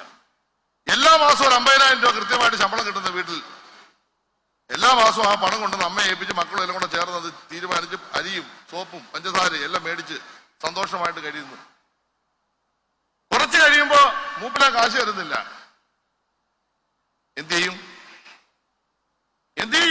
നമ്മൾ ചെയ്യുന്ന എന്താന്ന് ചോദിച്ചാൽ മൂപ്പിലാനോട് പോയി ചോദിക്കും, കാശ് താ. അപ്പൊ മൂപ്പിലാൻ കാശ് തരത്തില്ല. നിന്റെ പണി നോക്കാൻ പറയും. തന്നതൊക്കെ തന്നു, കഴിച്ചതൊക്കെ കഴിച്ചു, ഇനി മേലെ 5 പൈസ തരത്തില്ല. മക്കളും പെണ്ണും പിള്ളേരും ഇവിടെ മര്യാദയ്ക്ക് ജീവിച്ചോണെന്ന് പറയാം. അപ്പൊ നമ്മൾ എന്ത് ചെയ്യും? എവിടെങ്കിലും ഒക്കെ നടന്ന് കടം മേടിക്കും. അപ്പൊ കടം മേടിക്കാൻ സമ്മതിക്കത്തില്ല, തരാനുള്ളത് തരുന്നില്ല. സംസ്ഥാനത്തെ സാമ്പത്തികമായി വരിഞ്ഞു മുറുക്കി കൊല്ലാൻ ശ്രമിക്കുമ്പോൾ ഞാൻ പറഞ്ഞല്ലോ 60,009 കോടി രൂപ, 57,000 കോടി രൂപ പ്രത്യക്ഷത്തിൽ തരാനുള്ള, ബാക്കി പണം വിവിധ പദ്ധതികളുമായി ബന്ധപ്പെട്ട് തരാന് ഉള്ള ഒരു സാഹചര്യത്തിൽ കിഫ്ബി പോലുള്ള പദ്ധതികളെ തകർത്തുകൊണ്ട്, പെൻഷൻ കമ്പനിയെ തകർത്തുകൊണ്ട് സംസ്ഥാനത്തെ ഒരു കാരണവശാലും ഭരിക്കാൻ അനുവദിക്കില്ല എന്ന ദുരുദ്ദേശത്തോടു കൂടിയുള്ള സമീപനമാണ് കേന്ദ്ര ഗവൺമെന്റ് സ്വീകരിക്കുന്നത്. പ്രിയപ്പെട്ടവരെ, ഈ പ്രതിപക്ഷം ഇത്തരം കാര്യങ്ങളിൽ എന്തെങ്കിലും ഒരു സഹായകരമായ നിലപാട് സ്വീകരിക്കുന്നുണ്ടോ? ഞാൻ പറയട്ടെ, എല്ലാം ബഹിഷ്കരിക്കല്ലേ. ഇപ്പൊ നമ്മുടെ പ്രവാസികളുടെ ലോക കേരള സഭ കേരളത്തിൽ വന്നു, അത് ബഹിഷ്കരിച്ചു. ഒരു കാര്യമില്ല. ഇവരെല്ലാം വിദേശത്ത് പോയി അവര് സ്വീകരിച്ചു, നല്ല ചാപ്പാടും ഒക്കെ അടിച്ച് അവര് അവിടുന്ന് എന്തെങ്കിലുമൊക്കെ ഐറ്റംസ് ഒക്കെ മേടിച്ചു കൊടുത്ത് അതുകൊണ്ട് നാട്ടിൽ വന്ന് സുഖമായിട്ട് നിൽക്കുന്ന പല മാന്യന്മാരും ഇതങ്ങ് ബഹിഷ്കരിക്കുക. പ്രവാസികൾ തന്നെ അത്ഭുതപ്പെട്ടു പോയി. ഞങ്ങളുടെ നാട്ടിൽ വന്ന് ഞങ്ങളോടൊപ്പം സഹകരിച്ച് നിങ്ങളെന്തിനാണ് ഇവിടെ ബഹിഷ്കരിക്കുന്നത്? അവർ തന്നെ ചോദിച്ചു. നമ്മുടെ പ്രവാസികൾ എന്ന് പറയുന്നത് 10-35 ലക്ഷം മലയാളികൾ, സഹോദരി സഹോദരന്മാർ ലോകത്തിന്റെ നാനാഭാഗങ്ങളിൽ പോയി കഠിനാധ്വാനം ചെയ്യുന്നതിന്റെ ഫലം അനുഭവിക്കുന്നവരാണ് നമ്മൾ. ആ പ്രവാസികളായ സഹോദരങ്ങൾക്ക് നാട്ടിൽ തിരിച്ചു വരുമ്പോൾ അവരെ സംരക്ഷിക്കാനുള്ള പദ്ധതികൾക്ക് രൂപം കൊടുക്കുന്ന ലോക കേരള സഭ പ്രവാസികൾക്ക് വേണ്ടിയുള്ള സംവിധാനം ബഹിഷ്കരിച്ചവരാണിവർ. കേരളീയം നടത്തി. നവംബർ 1-ാം തീയതി മുതൽ 7 ദിവസം വരെ കേരളയും ഈ സംസ്ഥാനത്തിന്റെ നേട്ടങ്ങൾ ലോകത്തിന് മുമ്പിൽ അവതരിപ്പിക്കാൻ വേണ്ടിയുള്ള കേരളീയം. എത്ര ലക്ഷം ആളുകളാണ് എഴുതുന്നത്? അത് ബഹിഷ്കരിച്ചു. നവകേരളം ബഹിഷ്കരിച്ചു.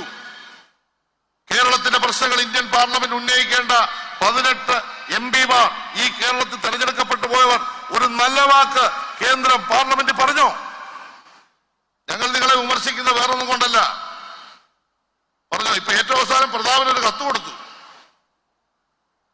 ബഹുമാനപ്പെട്ട മുഖ്യമന്ത്രി ഈ ശൈത്യകാല സമ്മേളനത്തിന് മുന്നോടിയായി കേരളത്തിലെ MP-മാരുടെ യോഗം വിളിച്ചു കൂട്ടി. ഞങ്ങളെല്ലാം പങ്കെടുത്തു. ആ യോഗത്തിൽ തീരുമാനിച്ചു, ചീഫ് സെക്രട്ടറി കണക്കുകൾ മുന്നോട്ട് വെച്ചു. ഇത്ര 1000 കോടി രൂപ നമുക്ക് ഈ വർഷം തരാനുണ്ട്. ഇത് തന്നില്ലെങ്കിൽ ഈ സ്റ്റേറ്റിന് മുന്നോട്ട് പോകാൻ കഴിയില്ല. അത് പാർലമെന്റ് ഉന്നയിക്കണം, ധനകാര്യമന്ത്രിയെ കാണണം, പ്രധാനമന്ത്രിയെ കാണണം, ഈ കാര്യം വിശദമായി ചർച്ച ചെയ്യണം. അങ്ങനെ തീരുമാനിച്ചു പോയിട്ട് എന്തെങ്കിലും ഒരു സഹായകരമായ നിലപാട് ഇന്ത്യൻ പാർലമെന്റ് സ്വീകരിച്ചോ എന്ന് വെച്ചാൽ ബസ് വന്നു കേട്ടോ. അപ്പൊ ഇനി നിങ്ങളുടെ കഴുത്തിന് പ്രശ്നമൊന്നും ഉണ്ടാകേണ്ട. ബഹുമാനപ്പെട്ട മുഖ്യമന്ത്രി എത്തിയിട്ടുണ്ട്, മന്ത്രിമാരെത്തിയിട്ടുണ്ട്. ഞാൻ അതിന്റെ എല്ലാം വിശദാംശം പോകുന്നില്ല. ഞാൻ ഏറ്റവും വേഗം അവസാനിപ്പിക്കുകയാണ്.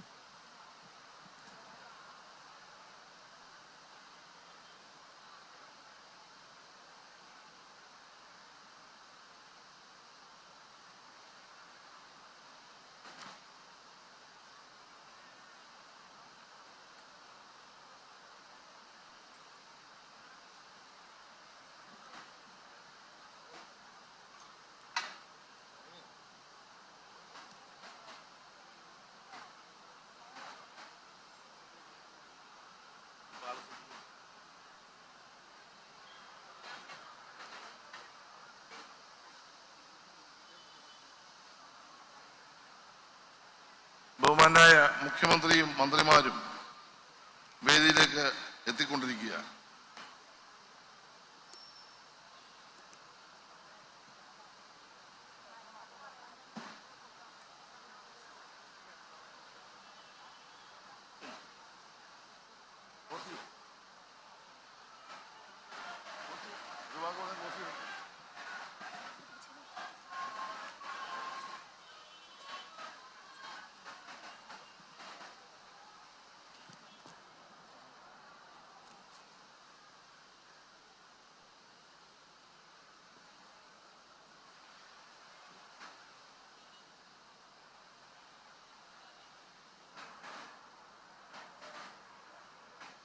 കഴിഞ്ഞ 18-ാം തീയതി മുതൽ മഞ്ചേശ്വരത്ത് നിന്ന് ആരംഭിച്ച നവകേരള സദസ്സ് അത് നയിച്ചുകൊണ്ട് കേരളത്തിന്റെ ബഹുമാന്യായ മുഖ്യമന്ത്രി ശ്രീ പിണറായി വിജയനും മന്ത്രിമാരും ഈ വേദിയിലേക്ക് എത്തപ്പെട്ടുകൊണ്ടിരിക്കുകയാണ്.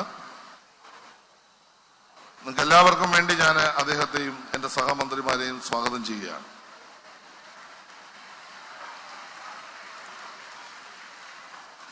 ഞാൻ എന്റെ പ്രസംഗം അവസാനിപ്പിക്കുകയാണ്. ഒറ്റക്കാര്യം പറഞ്ഞ് അവസാനിപ്പിക്കാം. ഈ കൊച്ചി നിയോജക മണ്ഡലത്തിൽ ഈ കഴിഞ്ഞ 7.5 വർഷം കോടിക്കണക്കിന് രൂപയുടെ വികസന പ്രവർത്തനം നടപ്പാക്കാൻ കഴിയും. അതിൽ മത്സ്യമേഖലയിൽ തീരസംരക്ഷണത്തിന് മാത്രം 498 കോടി, അതായത് 500 കോടി രൂപ കേരളത്തിൽ ചെലവഴിച്ച ഏക മണ്ഡലം, ഏറ്റവും കൂടുതൽ പണം ചെലവഴിച്ച മണ്ഡലമാണ് കൊച്ചി. കൊച്ചി എന്ന് അഭിമാനത്തോടെ പറയാൻ ഞാൻ ആഗ്രഹിക്കുകയാണ്. തീരദേശ റോഡുകൾ, ഫിഷിംഗ് ഹാർബർ, അതുപോലെ തന്നെ മറ്റു തരത്തിലുള്ള പുനർഗേഹം പദ്ധതി അടക്കം നൂറുകണക്കിന് പദ്ധതികൾ ഈ തീരദേശ മണ്ഡലത്തിൽ MLA യുടെ നിർദ്ദേശപ്രകാരം പിണറായി വിജയൻ സർക്കാരിന്റെ 1.5 വർഷക്കാലം നടപ്പാക്കാൻ കഴിഞ്ഞു. കൂടുതൽ വികസനോന്മുഖമായ ഒരു കൊച്ചിയെ സൃഷ്ടിക്കാനുള്ള ദീർഘകാല അടിസ്ഥാനത്തിലുള്ള പദ്ധതികളുമായി ഗവൺമെന്റ് മുന്നോട്ട് പോവുകയാണ്. ഇത്തരമൊരു ഘട്ടത്തിൽ എല്ലാ പ്രതിസന്ധികളെയും അതിജീവിക്കാനുള്ള കരുത്ത് ഞങ്ങൾക്ക് നൽകേണ്ടത് ഈ നാട്ടിലെ നല്ലവരായ ജനങ്ങളുടെ ഭാഗത്തു നിന്നാണ്.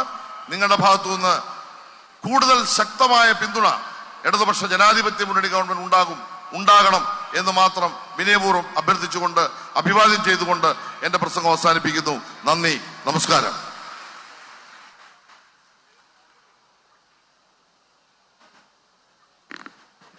പ്രിയമുള്ളവരെ, നവകേരള സദസ്സ് ഉദ്ഘാടനം ചെയ്യുന്നതിന് വേണ്ടിയിട്ടാണ് നമ്മുടെ പ്രിയപ്പെട്ട ജനനായകൻ മുഖ്യമന്ത്രി സഖാവ് പിണറായി എത്തിച്ചേർന്നിട്ടുള്ളത്.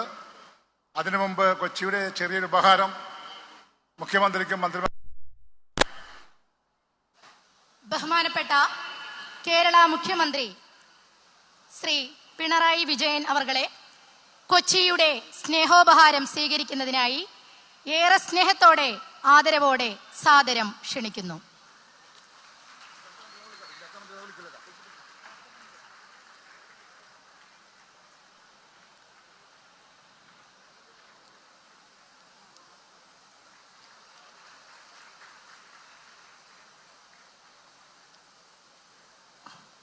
ബഹുമാനപ്പെട്ട റവന്യൂ വകുപ്പ് മന്ത്രി ശ്രീ കെ രാജൻ അവർകളെ കൊച്ചിയുടെ സ്നേഹോപഹാരം സ്വീകരിക്കുന്നതിനായി സാദരം ക്ഷണിക്കുന്നു. ബഹുമാനപ്പെട്ട ജലവിഭവ വകുപ്പ് മന്ത്രി ശ്രീ റോഷി അഗസ്റ്റിനെ കൊച്ചിയുടെ സ്നേഹോപഹാരം സ്വീകരിക്കുന്നതിനായി സാദരം ക്ഷണിക്കുന്നു.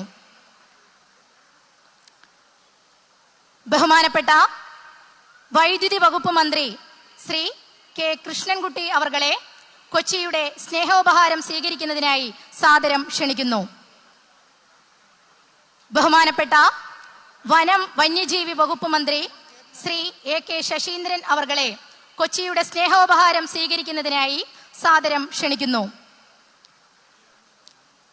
ബഹുമാനപ്പെട്ട തുറമുഖം, മ്യൂസിയം, പുരാവസ്തു, പുരാരേഖ വകുപ്പ് മന്ത്രി ശ്രീ അഹമ്മദ് ദേവ് കോവിൽ അവർകളെ കൊച്ചിയുടെ സ്നേഹോപഹാരം സ്വീകരിക്കുന്നതിനായി സാദരം ക്ഷണിക്കുന്നു. ബഹുമാനപ്പെട്ട ഗതാഗത വകുപ്പ് മന്ത്രി ശ്രീ അഡ്വക്കേറ്റ് ആന്റണി രാജു അവർകളെ കൊച്ചിയുടെ സ്നേഹോപഹാരം സ്വീകരിക്കുന്നതിനായി സാദരം ക്ഷണിക്കുന്നു. ബഹുമാനപ്പെട്ട കായിക, വഖഫ്, ഹജ്ജ്, തീർത്ഥാടന, റെയിൽവേ വകുപ്പ് മന്ത്രി ശ്രീ വി അബ്ദുറഹ്മാനെ കൊച്ചിയുടെ സ്നേഹോപഹാരം സ്വീകരിക്കുന്നതിനായി സാദരം ക്ഷണിക്കുന്നു.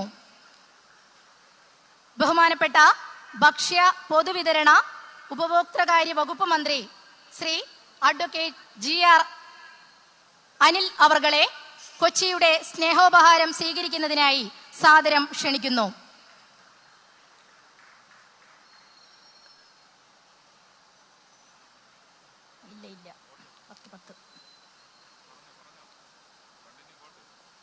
ബഹുമാനപ്പെട്ട ഉന്നത വിദ്യാഭ്യാസ, സാമൂഹിക നീതി വകുപ്പ് മന്ത്രി ഡോക്ടർ R ബിന്ദുവിനെ കൊച്ചിയുടെ സ്നേഹോപഹാരം സ്വീകരിക്കുന്നതിനായി സാദരം ക്ഷണിക്കുന്നു.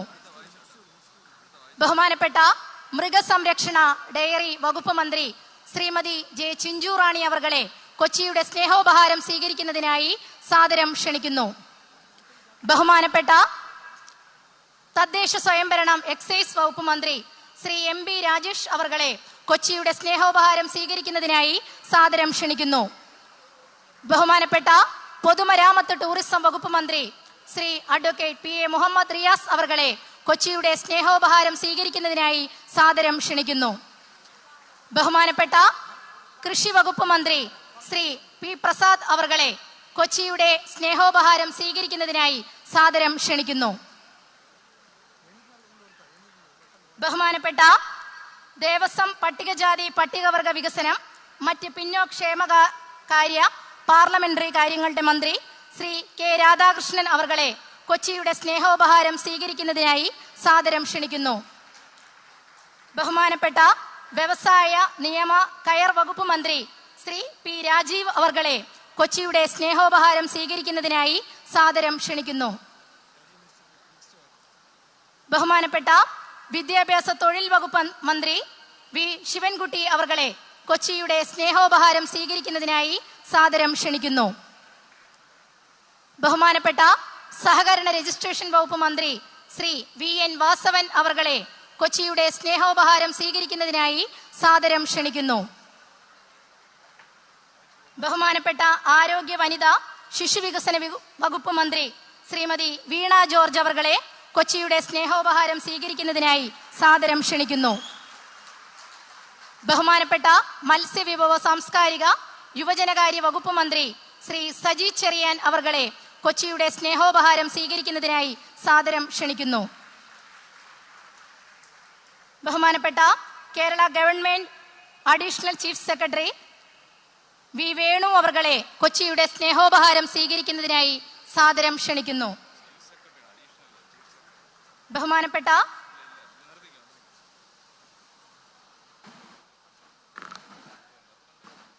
പ്രിയമുള്ളവരെ, നമ്മളൊക്കെ ഏറെ കാത്തിരുന്ന നവകേരള സദസ്സ് കൊച്ചിയിൽ ഉദ്ഘാടനം ചെയ്തതിനു വേണ്ടിയിട്ടാണ് നമ്മുടെ പ്രിയപ്പെട്ട മുഖ്യമന്ത്രി എത്തിച്ചേർന്നിട്ടുള്ളത്. ഏറെ കൊട്ടിഘോഷിച്ചുകൊണ്ട്, ഏറെ കാര്യങ്ങളെല്ലാം പറഞ്ഞുകൊണ്ട് പല മേഖലയിൽ നിന്നും പലത് ഉയർന്നു വന്നെങ്കിലും നവകേരള സദസ്സ് ഇന്ന് 7 ജില്ലകൾ കടന്ന് 8ാമത്തെ ജില്ലയിലേക്കായിട്ട് വന്നിരിക്കുകയാണ്. ഈ നവകേരള സദസ്സ് ഉദ്ഘാടനം ചെയ്യുന്നതിന് വേണ്ടിയിട്ട് കേരളത്തിന്റെ വികസന നായകൻ സഖാവ് പിണറായിയെ കൊച്ചിയുടെ ആദരപൂർവ്വം ക്ഷണിച്ചുകൊള്ളുന്നു.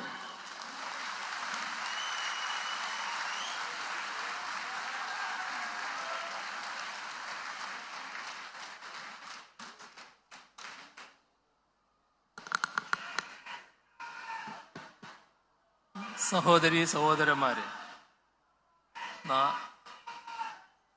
നവകേരള സദസ്സുമായി ബന്ധപ്പെട്ട പ്രശ്നങ്ങൾ വിശദമായി തന്നെ ഇവിടെ സംസാരിച്ചു കഴിഞ്ഞിട്ടുണ്ട്. എല്ലാവർക്കും അറിയാവുന്നതുപോലെ നവംബർ 18-നാണ് മഞ്ചേശ്വരത്ത് നിന്ന് ഈ നവകേരള യാത്ര ആരംഭിച്ചത്. നമ്മുടെ സംസ്ഥാനത്തിൻ്റെ പ്രശ്നങ്ങൾ ജനസമക്ഷം അവതരിപ്പിക്കുക, അതാണ് ഈ പരിപാടി കൊണ്ട് ഉദ്ദേശിച്ചത്. അതിൽ ധാരാളം പ്രശ്നങ്ങൾ നേരിട്ടൊരു സംസ്ഥാനമാണെങ്കിലും അതിൻ്റെ ഭാഗമായി വലിയൊരു തകർച്ച നാടിന് അനുഭവിക്കേണ്ടി വന്നതാണെങ്കിലും 2016 LDF സർക്കാർ അധികാരത്തിൽ വന്നതിന് ശേഷം ആ തകർച്ചയിൽ നിന്ന് നാടിനെ ഉയർത്തിക്കൊണ്ടുവരാനുള്ള ബോധപൂർവമായ ശ്രമമാണ് ആരംഭിച്ചത്. നമ്മുടെ നാട് ഇനി ഇവിടെ ഒന്നും നടക്കില്ല, ഇങ്ങനെയായിപ്പോയി, മറ്റ് നാടുകളൊക്കെ മുന്നോട്ട് പോകുന്നുണ്ടെങ്കിലും നമ്മുടെ നാട്ടിലൊരു പുരോഗതിയും ഉണ്ടാകില്ല എന്നൊക്കെ കടുത്ത നിരാശയോടെ ആത്മകഥ നടത്തിയിരുന്ന ജനങ്ങൾ 2016 ശേഷം LDF സർക്കാർ സ്വീകരിച്ച നടപടികളിൽ തൃപ്തരാവുകയും ഇവിടെ ചിലതൊക്കെ നടക്കും എന്ന ധാരണയിലെത്തുകയും അതിൻ്റെ ഭാഗമായി നിരാശയ്ക്ക് പകരം എല്ലാവരിലും പ്രത്യാശ ഉണ്ടാവുകയും ചെയ്തു. പക്ഷേ നമുക്കൊരുപാട് ദുരന്തങ്ങൾ ഏറ്റുവാങ്ങേണ്ടി വന്നു. ഓക്കിയും നിപ്പായും 2018 നൂറ്റാണ്ടിലെ മഹാപ്രളയവും അതിന് തൊട്ടു പിന്നാലെ അതിരൂക്ഷമായ കാലവർഷക്കെടുതിയും ഒട്ടും ഇടവേളയില്ലാതെ ലോകത്തെയാകെ വിറങ്ങലിപ്പിച്ച കോവിഡ് മഹാമാരിയുടെ വ്യാപനവും എല്ലാം നമുക്ക് നേരിടേണ്ടി വന്നു. നമ്മുടേത് പോലൊരു നാട് തകരാൻ വേറൊന്നും വേണ്ടിയിരുന്നില്ല.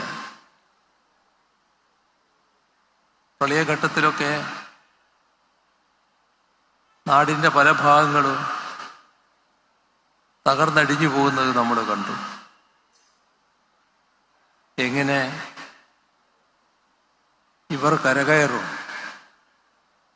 എന്ന് വേദനയോടെ നമ്മളെ സ്നേഹിക്കുന്ന മറ്റ് നാട്ടുകാർ ചിന്തിച്ചു. ആ ഘട്ടത്തിൽ നമ്മെ സഹായിക്കാൻ ബാധ്യതപ്പെട്ട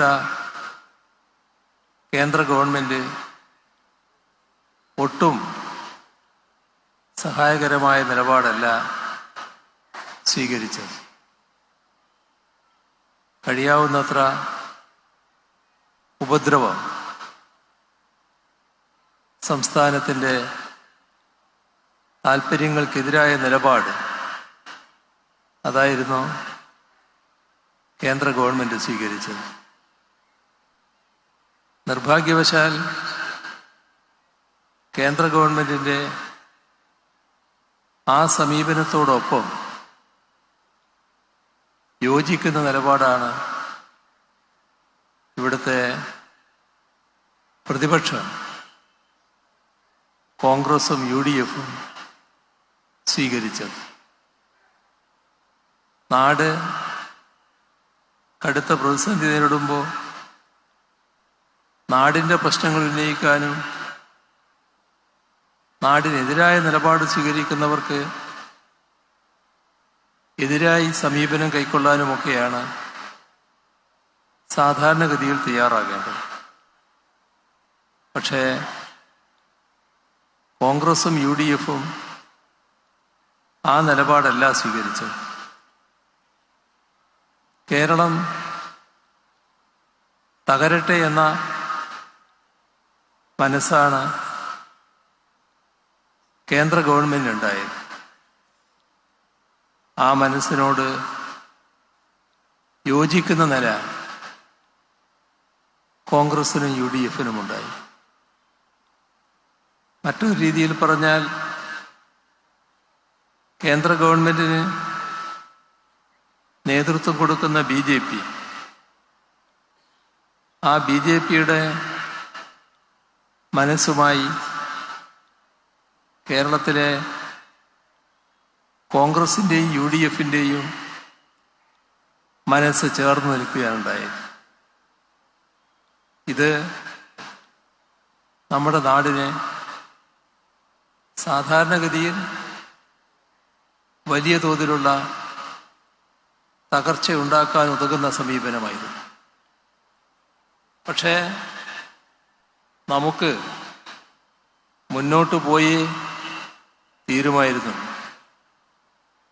നമ്മുടെ നാട് തകർന്നുകൂടാ എന്ന വാശിയോടെ തന്നെ നമുക്ക് നിലപാട് സ്വീകരിക്കാൻ കഴിയും.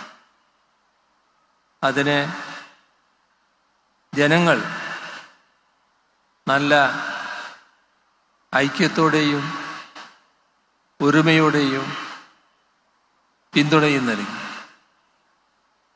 തകർന്നടിഞ്ഞു പോകുമെന്ന് കരുതിയ കേരളം എല്ലാ മേഖലകളിലും നല്ല രീതിയിൽ അതിജീവിച്ചു വന്നതായി നാം കണ്ടു. ഇത് ലോകവും രാജ്യവും അത്ഭുതാതരങ്ങളോടെയാണ് നോക്കിക്കണ്ടത്. എങ്ങനെ ഇത് സാധ്യമായി എന്ന് അവരെല്ലാം ആശ്ചര്യപ്പെട്ടു. നമ്മുടെ ജനങ്ങളുടെ ഐക്യവും ഒരുമയുമായിരുന്നു അതിന് കാരണം. നല്ല ഒരുമയും ഐക്യവുമുള്ള ജനതയുള്ളൊരു നാടിന് ഒന്നും അസാധ്യമായില്ല എന്നതാണ് ലോകസമക്ഷം നാം തെളിയിച്ചത്. അപ്പോഴും ഇവിടെ കോൺഗ്രസും UDFും സ്വീകരിച്ച സമീപനം അത് പ്രത്യേകം ഓർക്കേണ്ടതായിട്ടുണ്ട്. കേന്ദ്ര ഗവൺമെൻറ് നമുക്ക് അർഹതപ്പെട്ടത് നിഷേധിക്കുമ്പോൾ അതിനെതിരെ അരയക്ഷരം സംസാരിക്കാൻ ഇവരാരും തയ്യാറായില്ല. അതിനോട് യോജിച്ചു നിന്നുകൊണ്ട് സംസ്ഥാനത്തിനെതിരായ വാദമുഖങ്ങൾ ഉയർത്താനാണ് അവർ ശ്രദ്ധിച്ചത്. ഇത് പഴയ കാര്യം. ഇപ്പോൾ നമ്മുടെ കേരളം സാമാന്യേന നല്ല രീതിയിൽ അഭിവൃദ്ധിപ്പെട്ടു വന്നിരിക്കുകയാണ്. നമ്മുടെ തനത് വരുമാനത്തിൽ നല്ല വർധനവ് ഉണ്ടാക്കാൻ കഴിഞ്ഞിരിക്കുന്നു. നമ്മുടെ പ്രതിശീർഷ വരുമാനം ഇന്ത്യയിലെ 5 സംസ്ഥാനങ്ങളാണ് മുന്നിൽ നിൽക്കുന്നത്. നല്ല വർധനവോടെ ആ 5-ൽ 1 കേരളമാണ്. അപ്പോൾ നമ്മുടേതായ പ്രവർത്തനത്തിലൂടെ മെച്ചപ്പെട്ട നില ഉണ്ടാക്കാൻ നമുക്ക് കഴിഞ്ഞിട്ടുണ്ട്. ഒരു സംസ്ഥാനത്തിൻ്റെ മൊത്തം വരുമാനം അത് സംസ്ഥാനമുണ്ടാക്കുന്ന വരുമാനം മാത്രമല്ല, അതിനോടൊപ്പം കേന്ദ്ര ഗവൺമെൻറ് വിവിധ ഇനങ്ങളിൽ നൽകുന്ന തുകയുണ്ട്. അതോടൊപ്പം തന്നെ ആവശ്യമാണെങ്കിൽ സംസ്ഥാനമെടുക്കുന്ന വായ്പയും അതിൻ്റെ ഭാഗമായുള്ള തുകയും ഈ വരുമാനത്തിലാണ് ഉൾപ്പെടുക. നമ്മുടെ കേരളത്തിന് സംഭവിച്ചത് സംസ്ഥാനം തനതായി ഉണ്ടാക്കുന്ന ആ വരുമാനം നല്ലതുപോലെ വർദ്ധിച്ചിരിക്കുന്നു. നമ്മൾ ചെലവിടുന്നതിലും സംസ്ഥാനത്തിൻ്റെ പങ്ക് നല്ലതുപോലെ വർദ്ധിച്ചിരിക്കുന്നു. പക്ഷേ നമ്മുടെ ഇതുപോലൊരു സംസ്ഥാനത്തിന് മറ്റ് 2 ഘടകങ്ങളും പ്രധാനമാണ്. ഒന്ന്, ഇന്ത്യ രാജ്യത്ത് നിന്ന് ശേഖരിക്കുന്ന പണം ഇന്ത്യ ഗവൺമെൻറ് സംസ്ഥാനങ്ങൾക്ക് കൃത്യമായ മാനദണ്ഡം വെച്ച് വീതിച്ചു കൊടുക്കും. ആ തരത്തിൽ നമുക്ക് ലഭിക്കേണ്ട വിഹിതം അർഹതപ്പെട്ടത് നമുക്ക് ലഭിക്കുന്നില്ല. വലിയ കുറവ് അതിലെല്ലാം വരുത്തിയിരിക്കുകയാണ്. ഇത് കേരളത്തോടുള്ള പ്രത്യേക സമീപനത്തിൻ്റെ ഭാഗമായി സംഭവിച്ചതാണ്. ഇതിൻ്റെ കൂടെ തന്നെ നമ്മുടെ സംസ്ഥാനത്തിന് വായ്പ എടുക്കേണ്ടി വരും. ആ വായ്പ എടുക്കാനുള്ള പരിധി വല്ലാതെ വെട്ടിക്കുറക്കുന്ന നില കേന്ദ്ര ഗവൺമെൻറ് സ്വീകരിച്ചു. അതിൻ്റെ ഭാഗമായി ആ ഇനത്തിൽ കിട്ടേണ്ട തുകയിലും വലിയ കുറവാണ് സംഭവിച്ചത്. അപ്പോൾ കേരളത്തിൻ്റെ കയ്യിലുണ്ടാകേണ്ട മൊത്തം വരുമാനത്തിൽ വലിയ കുറവ് കേന്ദ്ര ഗവൺമെൻറ്റിൻ്റെ ഈ സമീപനത്തിൻ്റെ ഭാഗമായി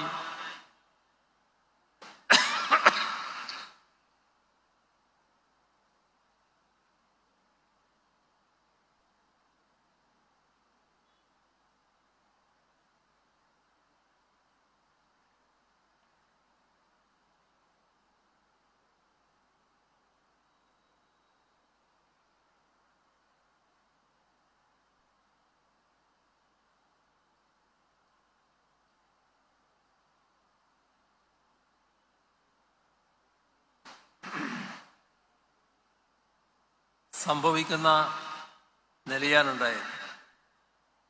ഇങ്ങനെ വരുമാനം കുറഞ്ഞാൽ നമുക്ക് ചെലവിടാനുള്ള പണമില്ലാതിരിക്കുകയാണ് ചെയ്യുക.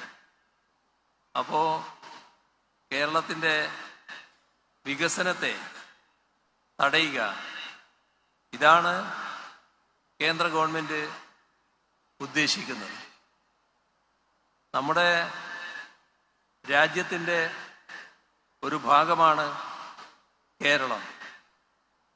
കേരളം ഒരു പ്രത്യേക നില സ്വീകരിക്കപ്പെടേണ്ട സംസ്ഥാനമല്ല.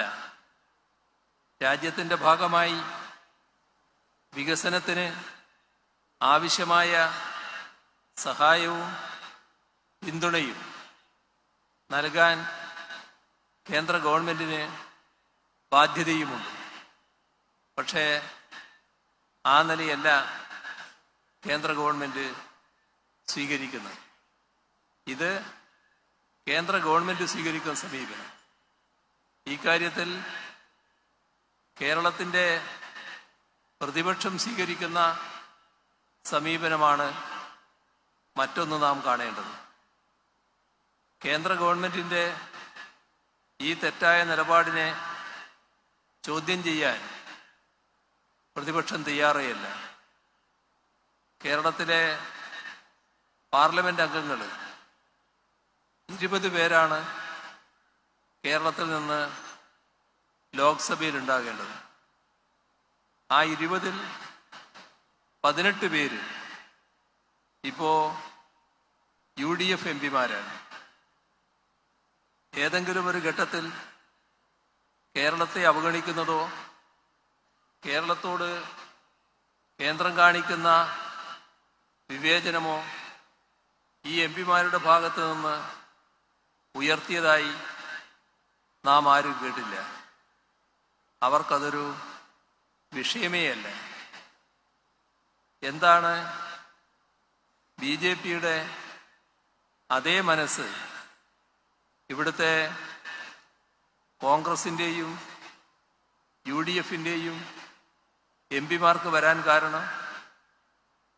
20 എംപിമാരിൽ ഒരാൾ പോലും ഇത്തരം നിലപാട് സ്വീകരിക്കാതിരുന്നപ്പോൾ ഒരു ഘട്ടത്തിൽ സംസ്ഥാന സർക്കാർ വിളിച്ച എംപിമാരുടെ യോഗത്തിൽ അവരോട് സർക്കാർ പറഞ്ഞു, നമ്മുടെ സംസ്ഥാനത്തോട് കേന്ദ്ര ഗവൺമെൻറ് കാണിക്കുന്ന അവഗണനയുടെ വിവേചനത്തിൻ്റെ എല്ലാ കണക്കുകളും അവരെ മുന്നിൽ അവതരിപ്പിച്ചു. എന്നിട്ട് പറഞ്ഞു, ഇത് നീതികേടാണ്, ഇതിനെതിരെ നിങ്ങൾ ഒന്നിച്ച് പാർലമെന്റിൽ ശബ്ദമുയർത്തണം. അതോടൊപ്പം ധനമന്ത്രിയെ സംയുക്തമായി കാണണം, അവരോട് സംസാരിക്കണം, തിരുത്താൻ ആവശ്യപ്പെട്ടുകൊണ്ട് നിവേദനം കൊടുക്കണം. എല്ലാവരും സമ്മതിച്ചു. പക്ഷേ നിവേദനത്തിൽ ഒപ്പിടാൻ പോലും തയ്യാറായില്ല. എന്താണ് BJPയുടെ മനസ്സിൽ നേരിയ നീരസം പോലും ഉണ്ടാകരുത് എന്ന നിർബന്ധം ഈ കോൺഗ്രസിനും UDFനും വരാൻ കാരണം? ഞങ്ങൾ ഈ പരിപാടി ജനസമക്ഷം അവതരിപ്പിക്കാൻ നിശ്ചയിച്ചപ്പോൾ കേന്ദ്ര ഗവൺമെന്റ് കേരളത്തോട് കാണിക്കുന്ന അവഗണനയുടെ പ്രശ്നവും കൂടി അവതരിപ്പിക്കണമെന്ന് കണ്ടു. എന്തിനാണ് UDF ഇത് ബഹിഷ്കരിച്ചത്?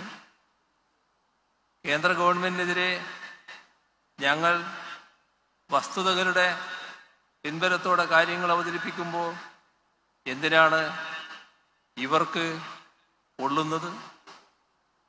മനസ്സിലാക്കാൻ കഴിയാത്ത കാര്യമാണിതൊക്കെ. പക്ഷേ നമ്മുടെ നാട് ഈ കാര്യങ്ങളെല്ലാം പൂർണ്ണ ഗൗരവത്തോടെ ഉൾക്കൊണ്ടു കഴിഞ്ഞു എന്നതാണ് ഈ നവകേരള സദസ്സിന്റെ ഭാഗമായ ഓരോ പരിപാടിയിലും കാണുന്ന വൻപിച്ച ബഹുജന സാന്നിധ്യം. ഓരോ സദസ്സിൽ മാത്രമല്ല, ഒരു സദസ്സിൽ നിന്ന് മറ്റൊരു സദസ്സിലേക്ക് എത്താൻ ഞങ്ങൾ യാത്ര ചെയ്യുമ്പോൾ വഴിനീളെ തടിച്ചുകൂടിയിരിക്കുന്നത് ആയിരക്കണക്കിന് ആളുകളാണ്. കടകളുടെ മുന്നിൽ, വീടുകളുടെ മുന്നിൽ, തൊഴിൽശാലകളുടെ മുന്നിൽ, വ്യാപാര സ്ഥാപനങ്ങളുടെ മുന്നിൽ നമ്മുടെ ജനങ്ങൾ ആഭാരവൃദ്ധം തടിച്ചുകൂടി ഈ നവകേരള യാത്രക്ക് അഭിവാദ്യമരുളുകയാണ്. അവർ കൃത്യമായ സന്ദേശം ജനങ്ങൾക്കും നാടിനും നൽകുകയാണ്. നമ്മുടെ നാടിനെ തകർക്കാൻ ഒരു ശക്തിയെയും അനുവദിച്ചുകൂടാ. നാം ഒറ്റക്കെട്ടായി കേരളത്തിനു വേണ്ടി, നാടിനു വേണ്ടി അണിനിരക്കണം എന്നതാണ് ഓരോ സദസ്സിലും ഉയരുന്ന സന്ദേശം. അതിൻ്റെ ഭാഗമായി ഒന്നിനൊന്ന് മെച്ചപ്പെട്ട സദസ്സായിട്ടാണ് നവകേരള സദസ്സ് മാറിയിരിക്കുന്നത്. സർക്കാരിന് കൃത്യമായ സന്ദേശം ജനങ്ങൾ നൽകുകയാണ്. നിങ്ങൾ ധൈര്യമായി മുന്നോട്ട് പോയിക്കോ, ഞങ്ങൾ ഒപ്പമുണ്ട്. ഇതാണ് ജനങ്ങൾ സർക്കാരിന് നൽകുന്ന സന്ദേശം. അതിന് നന്ദി നന്ദി എന്ന് മാത്രം പറഞ്ഞുകൊണ്ട് അവസാനിപ്പിക്കുന്നു. നിങ്ങൾക്ക് എൻ്റെ അഭിവാദ്യങ്ങൾ.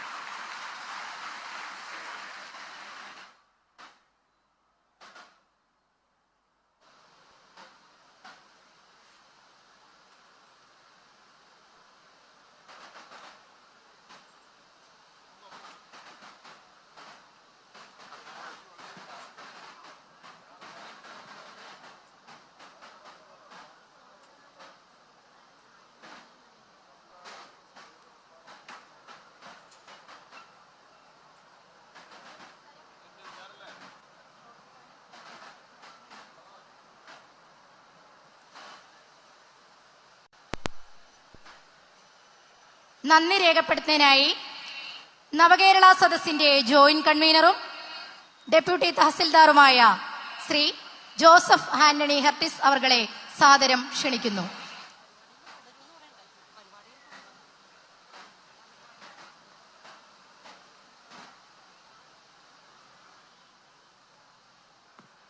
ബഹുമാനപ്പെട്ട അധ്യക്ഷൻ ശ്രീ KJ മാക്സി അവർകൾ, നമ്മുടെ പ്രിയങ്കരനായിട്ടുള്ള മുഖ്യമന്ത്രി ശ്രീ പിണറായി വിജയൻ സാർ, നമ്മളുടെ നവകേരള സദസ്സിന് പങ്കെടുത്തിട്ടുള്ള ബഹുമാനപ്പെട്ട മന്ത്രിമാർ, ജനപ്രതിനിധികൾ, ഈ സദസ്സിൽ പങ്കെടുക്കാൻ എത്തിയിട്ടുള്ള ജനങ്ങളെ,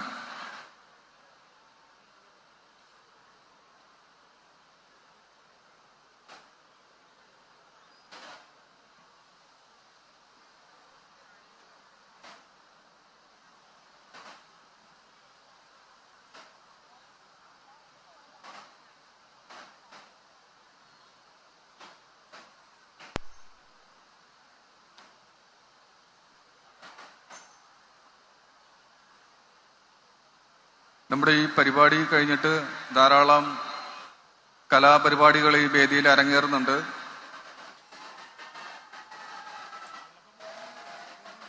അതിലേക്കും കൂടി ഏവരെ ക്ഷണിക്കുകയാണ്.